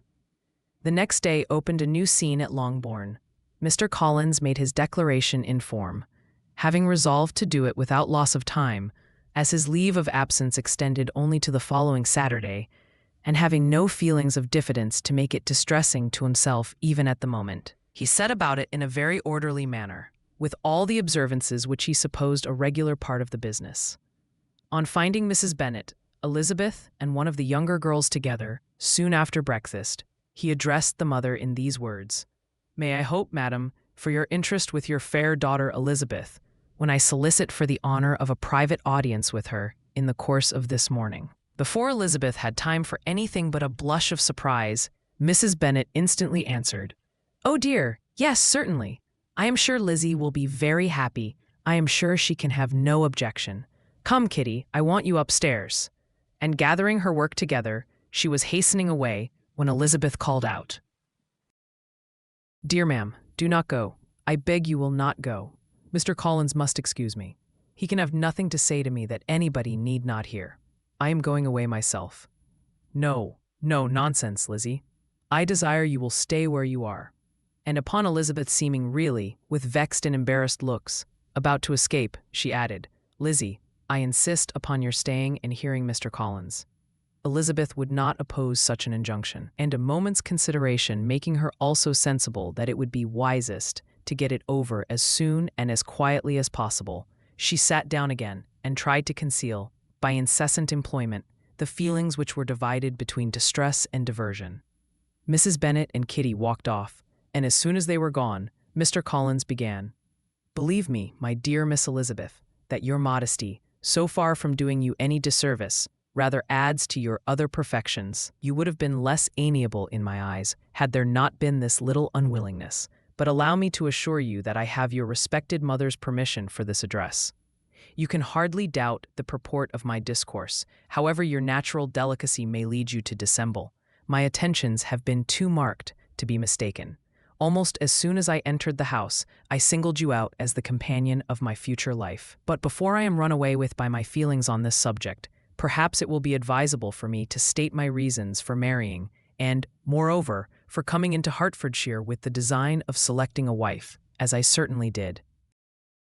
The idea of Mr. Collins, with all his solemn composure, being run away with by his feelings, made Elizabeth so near laughing that she could not use the short pause he allowed in any attempt to stop him farther, and he continued, "My reasons for marrying are, first, that I think it a right thing for every clergyman in easy circumstances, like myself, to set the example of matrimony in his parish. Secondly, that I am convinced it will add very greatly to my happiness. And thirdly, which perhaps I ought to have mentioned earlier, that it is the particular advice and recommendation of the very noble lady whom I have the honor of calling patroness. Twice has she condescended to give me her opinion, unasked too, on this subject, and it was but the very Saturday night before I left Hunsford, between our pools at quadrille, while Mrs. Jenkinson was arranging Miss de Bourgh's footstool, that she said, 'Mr. Collins, you must marry. A clergyman like you must marry. Choose properly. Choose a gentlewoman for my sake and for your own. Let her be an active, useful sort of person, not brought up high, but able to make a small income go a good way. This is my advice. Find such a woman as soon as you can. Bring her to Hunsford, and I will visit her. Allow me, by the way, to observe, my fair cousin, that I do not reckon the notice and kindness of Lady Catherine de Bourgh as among the least of the advantages in my power to offer. You will find her manners beyond anything I can describe, and your wit and vivacity, I think, must be acceptable to her, especially when tempered with the silence and respect which her rank will inevitably excite. Thus much for my general intention in favor of matrimony. It remains to be told why my views were directed to Longbourn instead of my own neighborhood, where I assure you there are many amiable young women. But the fact is that being, as I am, to inherit this estate after the death of your honored father, who however may live many years longer, I could not satisfy myself without resolving to choose a wife from among his daughters, that the loss to them might be as little as possible when the melancholy event takes place, which, however, as I have already said, may not be for several years. This has been my motive, my fair cousin, and I flatter myself it will not sink me in your esteem. And now nothing remains for me but to assure you in the most animated language of the violence of my affection. To fortune I am perfectly indifferent, and shall make no demand of that nature on your father, since I am well aware that it could not be complied with, and that £1,000 in the 4%, which will not be yours till after your mother's decease, is all that you may ever be entitled to. On that head, therefore, I shall be uniformly silent, and you may assure yourself that no ungenerous reproach shall ever pass my lips when we are married. It was absolutely necessary to interrupt him now. You are too hasty, sir, she cried. You forget that I have made no answer. Let me do it without further loss of time. Accept my thanks for the compliment you are paying me. I am very sensible of the honor of your proposals, but it is impossible for me to do otherwise than decline them. I am not now to learn, replied Mr. Collins, with a formal wave of the hand, that it is usual with young ladies to reject the addresses of the man whom they secretly mean to accept when he first applies for their favor, and that sometimes the refusal is repeated a second or even a third time. I am, therefore, by no means discouraged by what you have just said, and shall hope to lead you to the altar ere long. Upon my word, sir, cried Elizabeth, your hope is rather an extraordinary one after my declaration. I do assure you that I am not one of those young ladies, if such young ladies there are, who are so daring as to risk their happiness on the chance of being asked a second time. I am perfectly serious in my refusal. You could not make me happy, and I am convinced that I am the last woman in the world who would make you so. Nay, were your friend Lady Catherine to know me, I am persuaded she would find me in every respect ill qualified for the situation. Were it certain that Lady Catherine would think so, said Mr. Collins very gravely, but I cannot imagine that her ladyship would at all disapprove of you, and you may be certain that when I have the honor of seeing her again, I shall speak in the highest terms of your modesty, economy, and other amiable qualifications. Indeed, Mr. Collins, all praise of me will be unnecessary. You must give me leave to judge for myself, and pay me the compliment of believing what I say. I wish you very happy and very rich, and by refusing your hand, do all in my power to prevent your being otherwise. In making me the offer, you must have satisfied the delicacy of your feelings with regard to my family, and may take possession of Longbourn estate whenever it falls, without any self-reproach. This matter may be considered, therefore, as finally settled. And rising as she thus spoke, she would have quitted the room, had not Mr. Collins thus addressed her. When I do myself the honor of speaking to you next on the subject, I shall hope to receive a more favorable answer than you have now given me, though I am far from accusing you of cruelty at present, because I know it to be the established custom of your sex to reject a man on the first application, and perhaps you have even now said as much to encourage my suit as would be consistent with the true delicacy of the female character. Really, Mr. Collins, cried Elizabeth, with some warmth, you puzzle me exceedingly. If what I have hitherto said can appear to you in the form of encouragement, I know not how to express my refusal in such a way as may convince you of its being one. You must give me leave to flatter myself, my dear cousin, that your refusal of my addresses are merely words of course. My reasons for believing it are briefly these. it does not appear to me that my hand is unworthy of your acceptance, or that the establishment I can offer would be any other than highly desirable. My situation in life, my connections with the family of de Burgh, and my relationship to your own are circumstances highly in my favor. And you should take it into further consideration that in spite of your manifold attractions, it is by no means certain that another offer of marriage may ever be made you. Your portion is unhappily so small that it will in all likelihood undo the effects of your loveliness and amiable qualifications. As I must, therefore, conclude that you are not serious in your rejection of me, I shall choose to attribute it to your wish of increasing my love by suspense, according to the usual practice of elegant females. I do assure you, sir, that I have no pretensions whatever to that kind of elegance which consists in tormenting a respectable man. I would rather be paid the compliment of being believed sincere.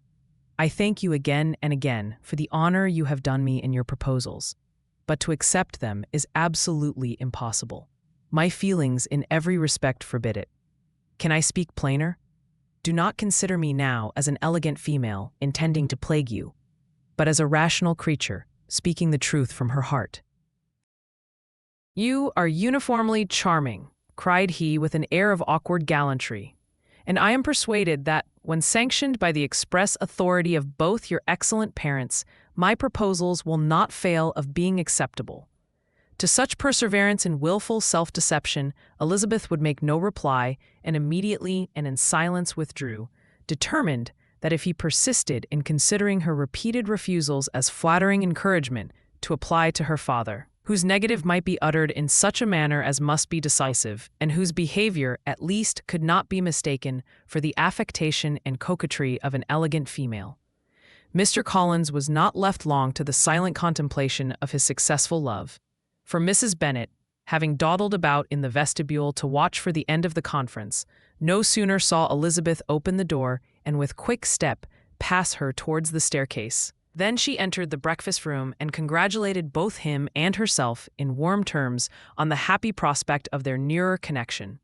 Mr. Collins received and returned these felicitations with equal pleasure, and then proceeded to relate the particulars of their interview, with the result of which he trusted he had every reason to be satisfied, since the refusal which his cousin had steadfastly given him would naturally flow from her bashful modesty and the genuine delicacy of her character. This information, however, startled Mrs. Bennet. She would have been glad to be equally satisfied that her daughter had meant to encourage him by protesting against his proposals, but she dared not believe it, and could not help saying so. "But depend upon it, Mr. Collins," she added, "that Lizzie shall be brought to reason. I will speak to her about it myself, directly. She is a very headstrong, foolish girl, and does not know her own interest, but I will make her know it." "Pardon me for interrupting you, madam," cried Mr. Collins, "but if she is really headstrong and foolish, I know not whether she would altogether be a very desirable wife to a man in my situation, who naturally looks for happiness in the marriage state.